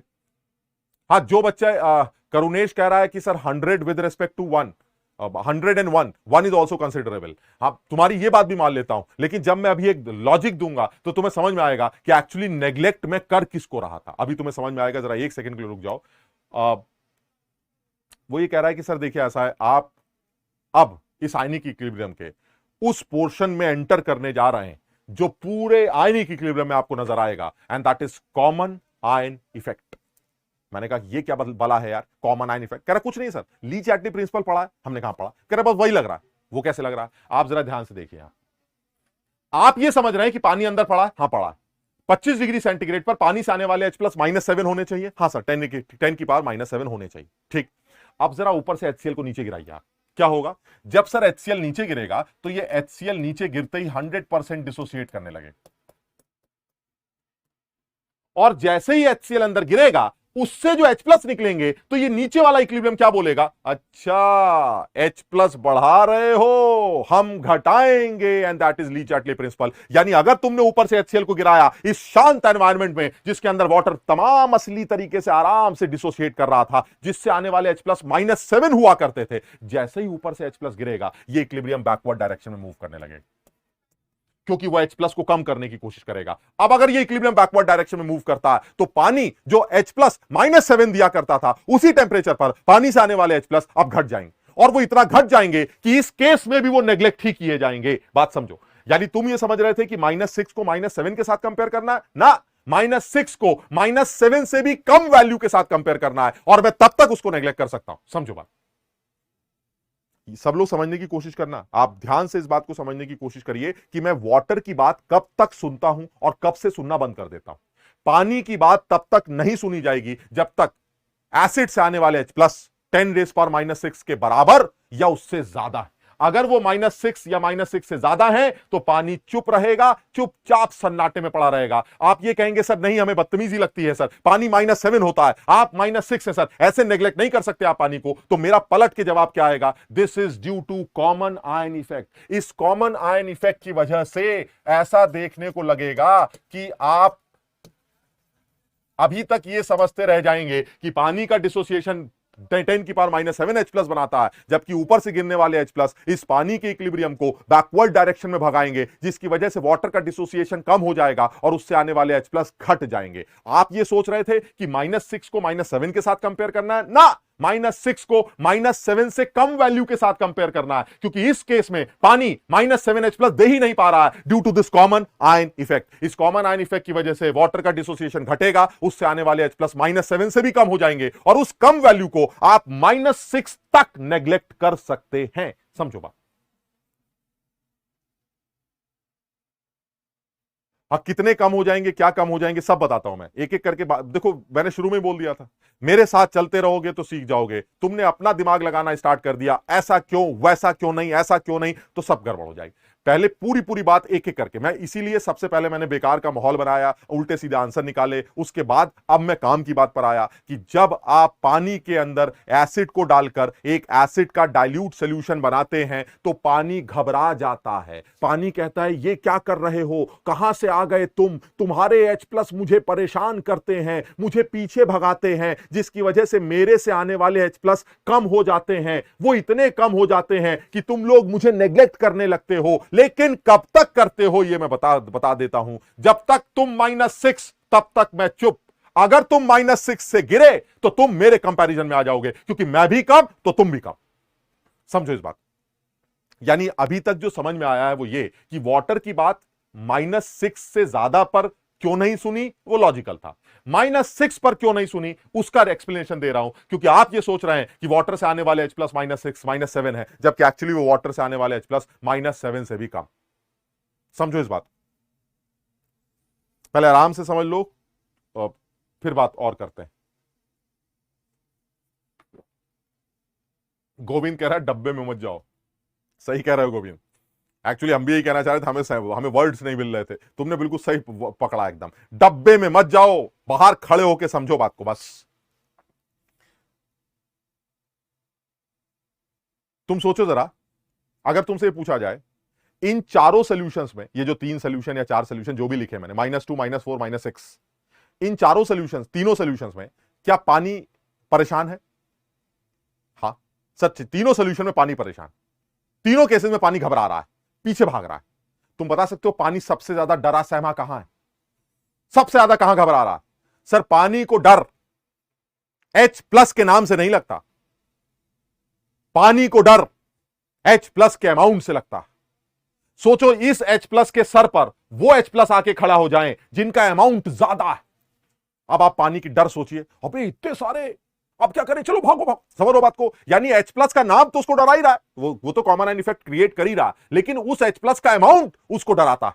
जितना ज्यादा अमाउंट पानी के सर पे मारोगे, पानी उतना ही ज्यादा पीछे भागेगा। यानी इन तीनों केसेस में अगर कहीं ऑब्जेक्टिव बना के मेंस लेवल पर यह सवाल पूछ लिया जाए कि भाई साहब ये बता सकते हैं इन तीनों में पानी से आने वाले H+ सबसे कम कहां है, तो ज्यादातर गधे ये लिख के आते हैं कि पानी से आने वाले H+ तो सर -7 ही होते हैं, कम और ज्यादा क्या होता है? हो सकता है एक ऑप्शन ये भी दे दे कि सब जगह पर पानी से आने वाले H+ बराबर है, जबकि एक्चुअली आंसर क्या होना चाहिए कि पानी सबसे ज्यादा परेशान होगा जब एसिड की कॉन्सेंट्रेशन सबसे ज्यादा होगी, क्योंकि उससे निकल के आने वाले H+ सबसे ज्यादा होंगे। वो सबसे ज्यादा H+ पानी को सबसे ज्यादा डराकर पीछे भगाएंगे, जिसकी वजह से वाटर का डिसोसिएशन सबसे कम होगा और उससे आने वाले H+ सबसे कम कंसिडर किए जाएंगे। यानी इन जगहों पर पानी के ऊपर कॉमन आयन इफेक्ट हर जगह लग रहा है, लेकिन सबसे तगड़ा कॉमन आयन इफेक्ट जो क्रिएट कर रहा है वो ऊपर वाला एसिड कर रहा है, क्योंकि ऊपर वाले एसिड से आने वाले H+ की कॉन्सेंट्रेशन सबसे ज्यादा।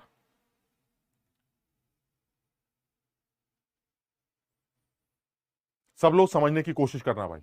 हाँ, ये हो सकता है कि ऊपर से एसिड गिरे और पानी के आओ आओ आओ।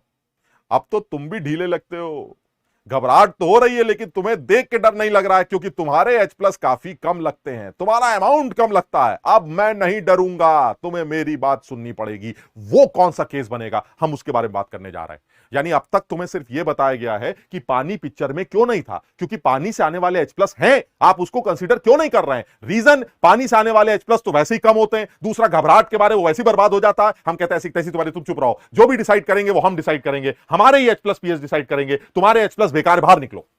लेकिन ऐसा भी तो हो सकता है कि एसिड से आने वाले H+ कहे अरे यार हम भी बर्बाद, तुम भी बर्बाद, दो बर्बाद लोग मिलके कुछ कर लेते हैं, क्योंकि ऐसा कहना तो ठीक नहीं है कि तुम ज्यादा बर्बाद हम कम बर्बाद। जब दोनों ही फर्जी लोग हैं तो उस केस में आपको पानी की बात सुननी पड़ सकती है, और उसके बारे में बात करने जा रहे हैं। यहां तक सबके समझ में आ गया? जो अभी तक बात हुई है जिसमें पानी की सिर्फ इतनी बात समझ में आई है कि पानी परेशान क्यों है, कॉमन आयन इफेक्ट की वजह से, क्योंकि वो जो एक डाउट आता है वो हर बच्चे को आता है कि सर -6 और -7 कंपेरेबल होता है, आपने कैसे हटा दिया? तो आप उसका सीधा जवाब लिखिएगा, this is due to common ion effect. Because of this common ion effect water का डिसोसिएशन कम हो गया है, और पानी से आने वाले H+ जो आप 10⁻⁷ समझा करते थे अकेले, आज वो इस सिस्टम में -7 से कम हो चुके हैं। इसलिए मैं -7 से कम वाली वैल्यू को -6 के रेस्पेक्ट में नेग्लेक्ट कर दूंगा, यानी till this value water is गायब। यानी इफ, या आप मेंशन कर लीजिए अलग से नोट करके कि इफ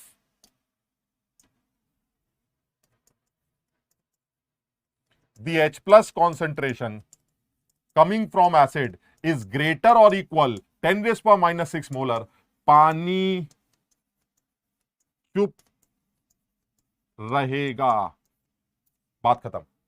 मुझे पानी से मतलब ही नहीं। अगर एसिड से आने वाले H+ -6 या -6 से बड़े तो पानी से कोई मतलब ही नहीं मुझे। हां, अगर वो -6 से कम हो गया तो पानी बोलेगा। समझो बात। सौम्या कह रही है नहीं आया समझ में, बाकी लोग कह रहे हैं हमें समझ में आ गया। लेकिन सौम्या, और समझ में आएगा बेटा अगर तुम मेरी बातों को थोड़ा सा समझ के याद भी रखती जाओगी। मैंने बहुत सीधी सी बात बोली है कि आप एसिड से आने वाले H+ को पकड़िए। अगर आपको लगता है कि वो एसिड से आने वाले H+ -6 या -6 से बड़े हैं तो आप पानी को अलग कर दीजिए। पानी से मुझे कोई मतलब ही नहीं, क्योंकि वो काफी कम है, हटा दीजिए। ठीक, अगर वो -6 से कम होते एसिड वाले तो पानी पिक्चर में आता, क्योंकि पानी ये बोलता मैं भी कम हूं, आप भी तो कम है, आप ऐसे कैसे मुझे नेग्लेक्ट कर सकते हैं? मैं अभी एक एग्जांपल लेता हूं, तुम्हें एकदम साफ समझ में आ जाए। ठीक, आगे बढ़ते हैं।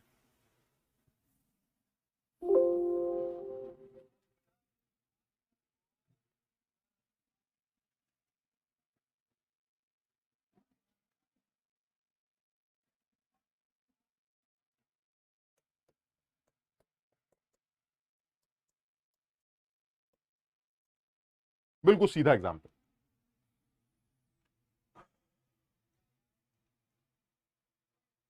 10⁻⁻² के केस में वाटर का डिसोसिएशन बहुत कम हो जाएगा बेटा, क्योंकि 10⁻² मोलर HCl का मतलब है आपने बहुत सारे HCl के H+ गिराए। तो जैसे ही H+ पानी के सर पर आएंगे तो पानी कहेगा यार इतने सारे लोग मेरे ऊपर कॉमन आयन इफेक्ट लगाएंगे, मैं तो पीछे ही भागता रह जाऊंगा। यानी उतने सारे H+ को कम करने के लिए पानी पीछे भागता जाएगा, जिसकी वजह से वाटर का डिसोसिएशन कम हो जाएगा, क्योंकि वो तो पीछे जा रहा है ना, आगे जाना इस डिसोसिएशन, अब वो पीछे जा रहा है तो वाटर का डिसोसिएशन कम हो जाएगा और वाटर से आने वाले H+ और भी कम हो जाएगा। इसलिए मैं -6 तक तो ये बर्दाश्त कर लूंगा, -7 आते ही मैं कहूंगा ऐसा है अब बकवास मत करना, अब तुमने अगर मुझे नेग्लेक्ट कर दिया तो पिटाई हो जाएगी। मैंने कहा क्यों, अब क्या दिक्कत है तुम्हें नेग्लेक्ट करने में? कह रहा अजीब बेवकूफ आदमी हो तुम, खुद साला -7 हो, मैं खुद -7 हूं। अरे बराबर वैल्यू को थोड़ा ना नेग्लेक्ट कर देते यार। पानी से आने वाले H+ कितने होते हैं सर? -7। आप कितने डाले? -7। अरे हम भी -7, तुम भी -7, ये क्या बदतमीजी है भाई, हमें कैसे नेग्लेक्ट कर दिया तुमने? अब इस सवाल को करने के 3 तरीके हैं, पहला गलत, दूसरा गलत, तीसरा सही। पहला गलत क्या है? वो बेवकूफ आदमी जिस तरह से अब तक सारे आंसर निकालता चला आ रहा है, उसने आंख बंद करके इस बार भी आंसर निकाल दिया, जैसे मैंने अपने सबसे पहले वाली स्लाइड में लिखा था कि इसका आंसर होगा सर, दिमाग मत लगाइए, पानी की ऐसी की तैसी, answer is 10⁻⁷ and the answer is 7। ये पहला बेवकूफ। क्यों बेवकूफ? क्योंकि उसने पानी की सुनी नहीं। उसके हिसाब से पानी तो हमेशा ही मना होता है, आज भी मना हो जाएगा। आज पानी मना नहीं होगा, पहली बात, क्योंकि पानी -7 देता है और तुम भी -7 देते हो। ऐसे कैसे पानी को अलग कर सकते हो? जब दो लोग बराबर हैं तो बात होगी यार, ऐसा थोड़ी ना एक आदमी को अलग कर देंगे। तो मैंने कहा चलिए ठीक है, बात तो सही है, ये आंसर सही नहीं हो सकता। और वैसे भी logical 7 is neutral and this solution is acidic, तो answer should be less than 7। ये 7 कैसे हो सकता है आंसर? मैंने कहा बात तो सही है, ये तो गलत, आपने पानी की नहीं सुनी। ठीक, अब दूसरा बच्चा आता है। दूसरा बच्चा क्या कहेगा? दूसरा बच्चा कहेगा यार अजीब आदमी है आप पानी की बात कैसे नेग्लेक्ट कर सकते हैं? पानी से आने वाले H+ भी तो -7 होते हैं, आप -7 को -7 के रेस्पेक्ट में नेग्लेक्ट कैसे कर सकते हैं? तो मैंने कहा ठीक है पानी की सुन लेते हैं। तो उस बच्चे ने पानी की बाकायदा सुन ली। कैसे सुनी? उसने कहा भाई ऐसा है, H+ जो होंगे वो टोटल निकाले जाएंगे, ऐसे नहीं है पानी को अलग कर देंगे। तो हमने कहा टोटल कैसे निकालोगे? कह रहा देखिए ना, एसिड से आने वाले और पानी से आने वाले मस्त आप ऐड कर दीजिए। तो मैंने कहा चलिए कर लेते हैं, एसिड से आने वाले -7 और पानी से आने वाले भी -7 एंड दिस इज 2 × 10⁻⁷। अब आपने pH कैलकुलेट की, pH is equal to -log 2 × 10⁻⁷ and the answer is 6.7। ये मेरा आंसर आ गया, खत्म। log 2.3 होता है तो 7 - log 2, this is 7 - log 2, 7 - log 2 is 7 - 0.3, 6.7। वो कह रहा अब तो सही है, अब तो 7 से कम आ रहा है, अब तो pH सही आ रही है। वो कह रहा हाँ, अब तुमने पानी की सुनी है, बिल्कुल सही सुना है, अब इस सवाल में कोई गड़बड़ नहीं। यानी H2O भी -7 देता है, मैं भी -7 देता हूं, दोनों मिलकर पानी टोटल सोल्यूशन की पीएच डिसाइड करेंगे और टोटल सोल्यूशन के H+ जोड़ के निकाल लिए जाएंगे, मस्त आपका आंसर आ जाएगा, बात खत्म। वो कह रहा तुमने यहां भी गलती कर दी। उसने कहा अजीब आदमी हो, पानी की नहीं सुनी तो गलत कर दिया, सुन ली तो गलत कर दिया, क्या बेवकूफी है, क्या गड़बड़ है? कह रहा नहीं तुमने पानी की सुन तो ली, सही से नहीं सुनी। अब मैंने कहा इसमें भी कोई कलाकारी है, जैसे सुनी जाती है वैसी तो सुनी है, पानी को जोड़ दिया और कैसे सुनते? कह रहा नहीं दोस्त ये तो गलत है ही, ये भी गलत। मैंने कहा यार ये भी गलत है जब नहीं सुना, ये भी गलत है जब सुना, तो तुम ही बता दो अगर सुनना है तो सही से कैसे सुना जाता है। और तुम सब अब इस बात को समझोगे, कॉमन आयन इफेक्ट तो आज भी लगेगा, चाहे भले ही पानी कम घबराए because of this low H+ coming from acid, भले ही पानी ये कहे अरे आ गए बहुत हल्के से हो, फिर भी इक्विलिब्रियम तो है। जब उस H+ को देखेगा चाहे भले ही वो कम हो, कुछ तो डरेगा, वो कहेगा चलो थोड़ा सा पीछे चले जाते हैं। That is common ion effect, that is Le Chatelier principle. अगर आप H+ को थोड़ा भी डालेंगे तो वो इक्विलिब्रियम H+ को कम करने की कोशिश तो करेगा, यानी पानी धीरे से हल्का सा पीछे चला जाएगा। और अगर पानी हल्का सा पीछे चला गया तो वाटर से आने वाले H+ थोड़े से तो कम होंगे ही होंगे, जो तुमने कंसीडर नहीं किया। तुमने यहां पर पानी से आने वाले H+ 10⁻⁻7 ले लिए, यानी तुमने कॉमन आयन कंसीडर नहीं किया। दैट मींस द रीजन इस आदमी के गलत होने का, हियर वी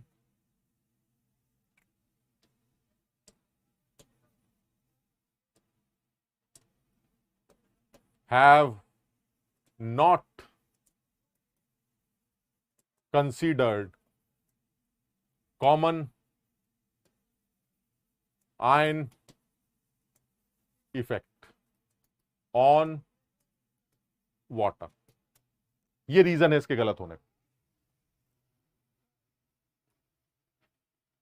शाबाश, कुछ बच्चे बता रहे हैं कि हाँ सर इसमें कुछ आपने कॉमन आयन इफेक्ट को कंसीडर नहीं किया, क्योंकि अभी आपने बताया था कि जब H+ ऊपर से गिरेंगे तो पानी पीछे भागेगा, पानी पीछे भागेगा तो भले ही कम भागे लेकिन पानी से आने वाले H+ वो थोड़े से घट जाएंगे।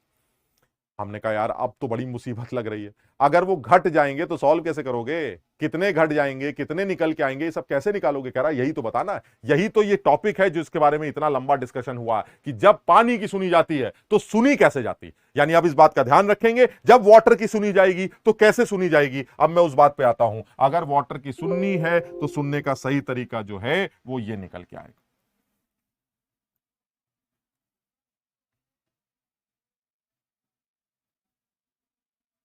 वो ये वाटर का इक्विलिब्रियम है, और आप ये जानते हैं कि ये पीछे की तरफ भागा है। अगर ये पीछे की तरफ भागा है तो वाटर से आने वाले H+ कम हो जाएंगे। मान लेते हैं कि वो कम होने के बाद X हो जाएंगे, ऐसे मान लेते हैं ये X हो गए। अब तुम ये भी जानते हो कि जितना H+ बनता है उतने ही OH भी बनते हैं, इसका मतलब ये हुआ कि OH भी X के बराबर होंगे। चलिए ये भी ठीक है, लेकिन तुम ये भी जानते हो कि एसिड से आने वाले H+ 10⁻⁻7 थे, तो इसका मतलब ये हुआ इस बर्तन में जो टोटल H+ होंगे वो X+ 10⁻⁻7 हो।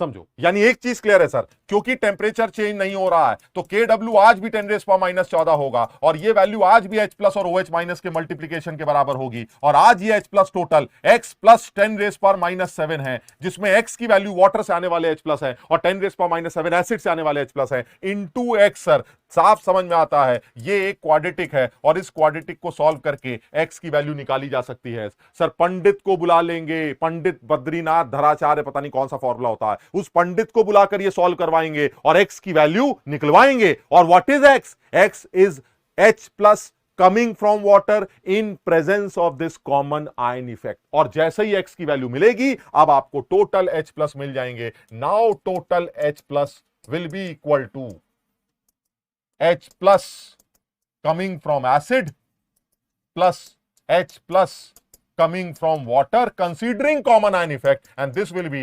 10⁻⁻7 plus X। और ये X की वैल्यू उठा के यहां पुट कर देंगे और तब pH की वैल्यू आएगी -log X plus 10⁻⁻7। इसको सॉल्व करेंगे वैल्यू को तो मुझे ये आंसर याद है, ये 6.79 के आसपास निकल के आता।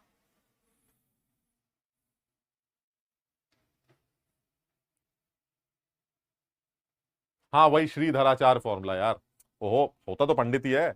तो उस श्रीधराचार्य साहब को बुलाकर आसानी से वो बी स्क्वायर और 4ac और वो जो भी क्वाड्रेटिक को सॉल्व करने की, रूट्स को सॉल्व करने का मेथड है, उससे आप एक्स की वैल्यू निकालिएगा, एक्स की वैल्यू को उठा के यहां पुट कर दीजिएगा, आपको टोटल एच प्लस पता चल जाएंगे, मस्त पीएच निकालिएगा। और मुझे क्योंकि आंसर याद है और मैं चाह रहा हूं तुम भी याद करो, क्योंकि एग्जाम में सॉल्व करने का टाइम नहीं होता यार क्वाड्रेटिक को, पंडित कहां आता है एग्जाम में, समझो बात को। तो आप इसको याद कर लीजिए कि if you are 10⁻⁷ the answer is 6.79।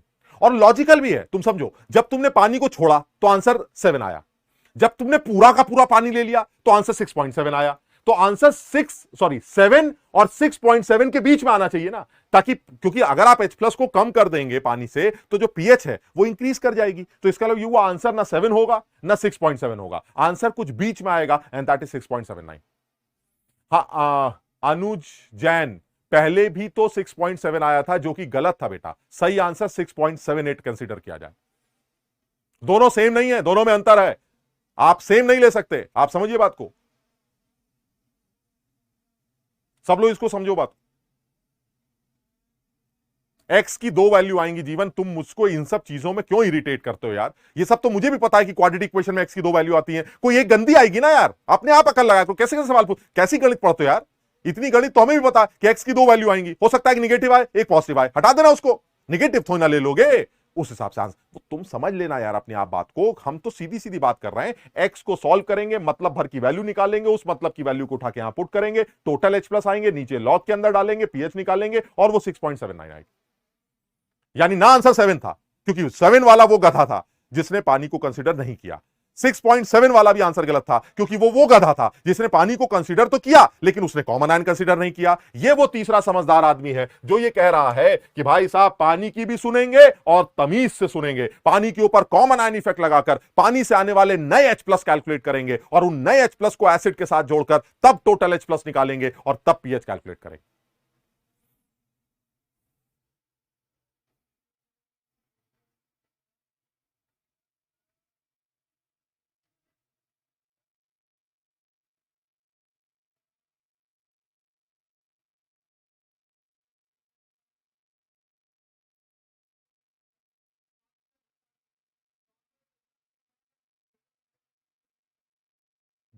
Deepanshu कह रहा है हेलमेट पहन के बैठे हैं लोग।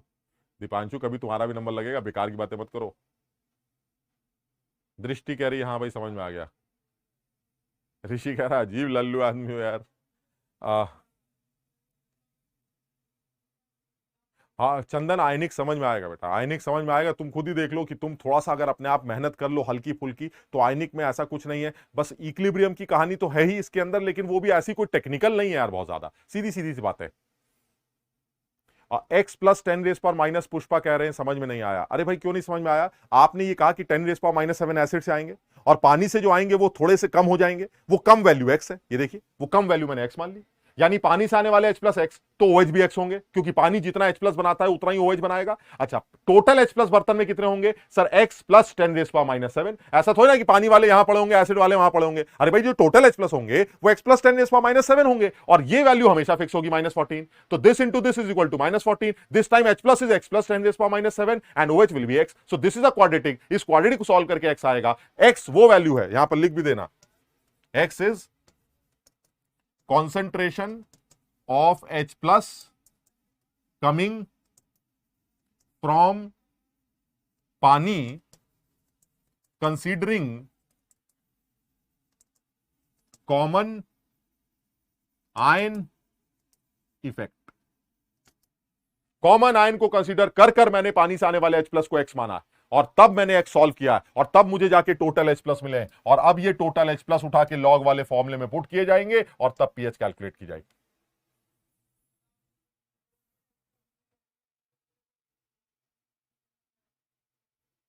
नहीं सूर्या, एनसीईआरटी को देखने में कोई बुराई नहीं है बेटा, समझा करो, एनसीईआरटी देखने में तुम्हें क्या लगता है सालों निकल जाएंगे? अरे 1 घंटा बैठे अपना एनसीईआरटी के चैप्टर पढ़ा फेंक दिया खत्म। ये सब तो करना चाहिए ना हमें, मतलब कम से कम एक कॉन्फिडेंस तो आएगा कि भाई एक लेवल तो तैयार करके चल रहे हैं। अमल, कॉमन आयन इफेक्ट अभी और भी आएगा बार बार, तो समझो बात को, कॉमन आयन इफेक्ट तो ली चैटली प्रिंसिपल है यार। ली चैटले ने बोला था कि अगर आप किसी भी इक्विलिब्रियम में H प्लस को बढ़ाएंगे, क्या बताया था मैंने, बताओ, अगर H प्लस बढ़ेगा तो रिएक्शन किस तरफ जाएगा? प्रोडक्ट को बढ़ाने से रिएक्शन किस तरफ जाता है सर? बैकवर्ड जाए, खत्म हो गया, वही तो कॉमन आयन। तो जब आप ऊपर से H प्लस डालेंगे तो H प्लस बढ़ जाएंगे, H प्लस बढ़ जाएंगे तो रिएक्शन H प्लस को कम करेगा। कम कैसे करेगा? जब वो पीछे भागेगा। यानी जब ये पानी पीछे भागेगा तो पानी से आने वाले H प्लस तो कम रह जाएंगे ना। वो कम वैल्यू X मान ली मैंने और उस X को सॉल्व कर लिया। पहले तुमने X को 10⁻⁻7 ले लिया, वो गलत किया तुमने कॉमन आयन इफेक्ट कंसीडर ही नहीं किया। तो कॉमन आयन की वजह से वाटर से आने वाले H प्लस को कम मान लिया गया, उसको क्वाड्रेटिक के अंदर सॉल्व किया गया और तब जाके पीएच कैलकुलेट की गई।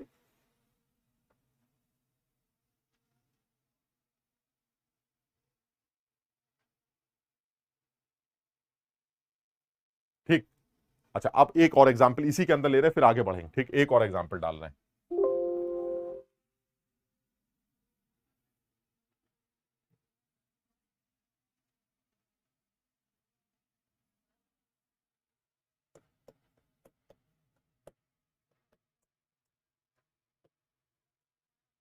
(10⁻⁸ मोलर HCl।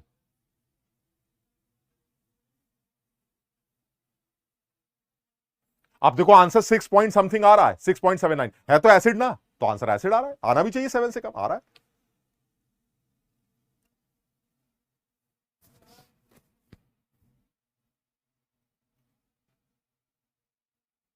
ठीक, अब वो क्या कह रहा है? वो कह रहा है भाई 10⁻⁸ मोलर HCl होगा। तो मैंने कहा भाई क्या बेकार की बातें कर रहे हो, -8 ले लो तब भी कर लेंगे। क्या आज पानी बोलेगा? तुम बताओ, पानी बोलेगा? अरे सर उछल उछल के बोलेगा। वो कहेगा अरे साला आज तुम कम हो गए, ऐसे आज तुम कम रह गए। लेकिन फिर वही वाली बात आती है, चाहे इक्के दुक्के H प्लस गिरे, इक्के दुक्के H प्लस क्यों ना गिरे, पानी तो ये जानता है कि ऊपर से जैसे ही H प्लस जरा सा भी बढ़ेंगे, कॉमन आयन इफेक्ट, ली चैटली प्रिंसिपल ये कहता है कि आपको उन H प्लस को कम करना पड़ेगा और रिएक्शन बैकवर्ड डायरेक्शन में भागेगी भागी। भले ही वो कम डरे, इस बार पानी कम डरेगा ना, वो कहेगा अरे 2 आदमी आ रहे भाई, लेकिन फिर भी थोड़ा सा तो पीछे जाएगा। उस थोड़े से पीछे जाने के चक्कर में पानी से आने वाले H प्लस फिर कम हो जाएंगे। यानी इस बार जब आप फिर पीएच कैलकुलेट करेंगे तो पीएच कैलकुलेशन फिर से -log 10⁻⁸ प्लस x से ही निकाली जाएगी। और ये एक सॉल्व करने का तरीका फिर वही होगा, 10⁻⁸ प्लस x, अपने आप अकल लगाना, इज इक्वल टू 10⁻14। इससे x आएगा, ये x उठा के यहां पुट कर देना और इससे pH आएगी, and this time this pH is 6.98। ये ध्यान रखना है। मैं जानबूझ के इन दोनों आंसर्स को लिखवाना चाह रहा हूं कि 7 तुम्हें क्वाड्रेटिक सॉल्व ना करना पड़े। The answer is 6.79 and if the solution concentration is -8 the answer is 6.98। Answer आज भी 7 से कम आ रहा है। देखिए 7 से कम आना ही है यार, एसिड है ये, 7 से कम ही आएगा। वो कह रहा अच्छा -8 की जगह -15 होता तो 10 की पावर -15। अब हम क्या बोलेंगे, अगर -15 भी होता तो भी आंसर 7 से कम ही आता, क्योंकि एसिड तो है, चाहे पानी में एक बूंद क्यों ना गया हो, आंसर तो एसिडिक ही होगा और आंसर 7 से कम ही आएगा। वो अलग बात है कि आप कैलकुलेट नहीं कर पाएंगे। इसलिए कहा जाता है कि अगर एसिड से आने वाले H प्लस -8 से भी कम हो गए तो जो पीएच लिखी जाती है वो सिर्फ 7 लिख के चली जाती है, क्योंकि उस केस में पानी चौड़ा हो जाता है। कहता है तू तो है ही नहीं ऐसी की तैसी, पीएच मैं डिसाइड करूंगा और मेरे वजह से आंसर 7 आए। जबकि उस केस में भी आंसर 7 से कम ही आना चाहिए, लेकिन क्योंकि मैं कैलकुलेट नहीं कर सकता, वो सब नेग्लेक्ट कर दिया जाता है और आंसर सिर्फ वाटर डिसाइड करता है। यानी -6 या उससे बड़ा एसिड डिसाइड करेगा। -8 के बाद अगर और कम कर दोगे तो पानी डिसाइड करेगा, लेकिन -6 और -8 के बीच में आंसर दोनों मिलकर डिसाइड करेंगे, कंसीडरिंग कॉमन आयन इफेक्ट। समझो बात। यानी अगर यही सवाल ऐसे पूछ लिया जाए कि भाई साहब ये बताइए 10⁻10 मोलर HCl की पीएच क्या होगी, अगर मैं बहुत तसल्ली से और बहुत अकलमंदी से सवाल का आंसर देना चाहता हूं, बिल्कुल समझ के, तो बिल्कुल क्लियर है, द आंसर इज <<7। बिल्कुल क्लियर है एकदम। एसिड तो है ना, तो आंसर तो 7 से कम ही आएगा। लेकिन जब वो कहेगा नहीं 7 से कम छोड़ो, निकाल के दिखाओ, तो मैं कहूंगा ऐसी तैसी तुम्हारी, आंसर इज 7। क्योंकि निकाल नहीं सकते आप। -10 के साथ कॉमन आयन इफेक्ट लगाएंगे, एक्स की वैल्यू इतनी नेग्लिजिबल आएगी, आप जोड़ेंगे, सब कुछ करने के बाद आपको पता चलेगा कि आंसर तो 7 ही आ रहा है। उस केस में आप एसिड को नेग्लेक्ट कर रहे हैं, जबकि ये तुम्हें पता है कि अगर एक बूंद भी एसिड है तो आंसर 7 से कम ही आना चाहिए। लेकिन क्योंकि हम एसिड इतना कम लेके आए हैं कि इस बार पानी चौड़ा हो जाएगा और एसिड को नेग्लेक्ट कर दिया जाएगा, इसलिए पानी डिसाइड करेगा, पीएच की वैल्यू 7 आए।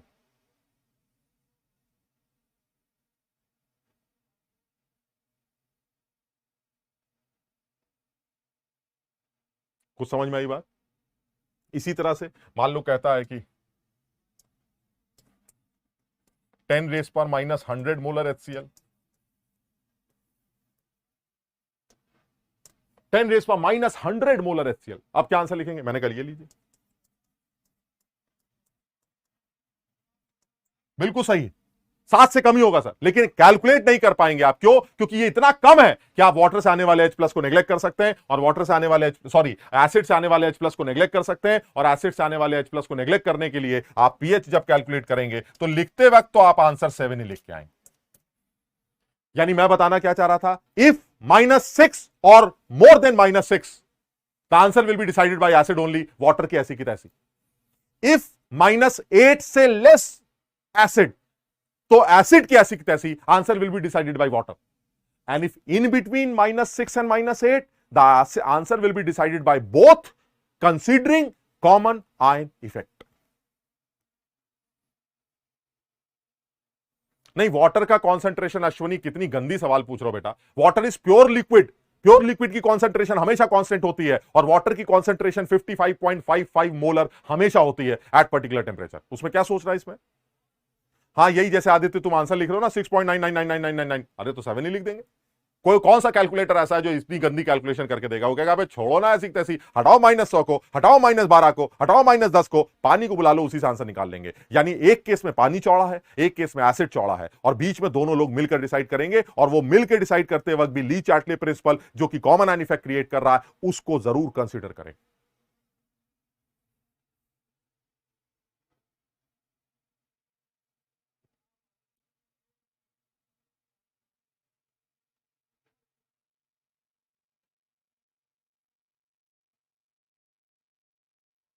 हाँ ऋषि, सवाल तुम्हारा अच्छा है, मैं भी बहुत कंफ्यूज हूं इस बारे में। अगर एग्जाम में आंसर पूछता है तो आंसर क्या लिखेंगे? भाई मेरा सजेशन तो ये है कि अगर कोई ऑप्शन लेस देन 7 का इस तरह से लिखा, पीएच इज लेस देन 7, तो आप पीएच लेस देन 7 टिक कर दीजिए, समझो।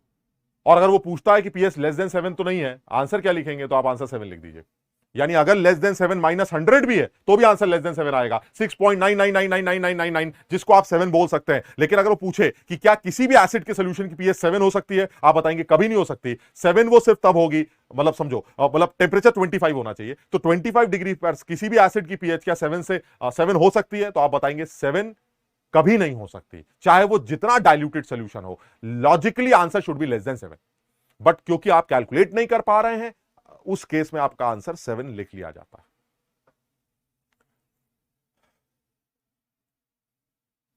अश्वनी कह रहा है मेरा डुप्लीकेट मेरी बदनामी करा रहा है। अश्वनी, सब एक जैसे हो बे, कोई डुप्लीकेट वुप्लीकेट नहीं, सब एक जैसे। थोड़ी सी कोशिश करेंगे तो इस चैप्टर में ये हमारा पीएच कैलकुलेशन एसिड का सिर्फ एक पार्ट था, स्ट्रॉन्ग एसिड का। कल की क्लास में अब ये तेजी से आगे बढ़ेगा, बिकॉज मुझे बार बार ये कॉमन आयन के बारे में बात करने की जरूरत नहीं पड़ेगी, तुम बहुत जल्दी समझ भी जाओगे। तो आज जो कराया गया है उसको फटाफट रिवाइज कर लेंगे, ताकि कल की क्लास से जब हम स्पीड में इस चीज को आगे बढ़ाएं तो आप हमारे साथ चल पाए। ठीक है ना? तो आज इतना ही करते हैं, अगली क्लास में फिर से मुलाकात करते हैं। तो कल ये काम करते हैं, ठीक है? Thank you.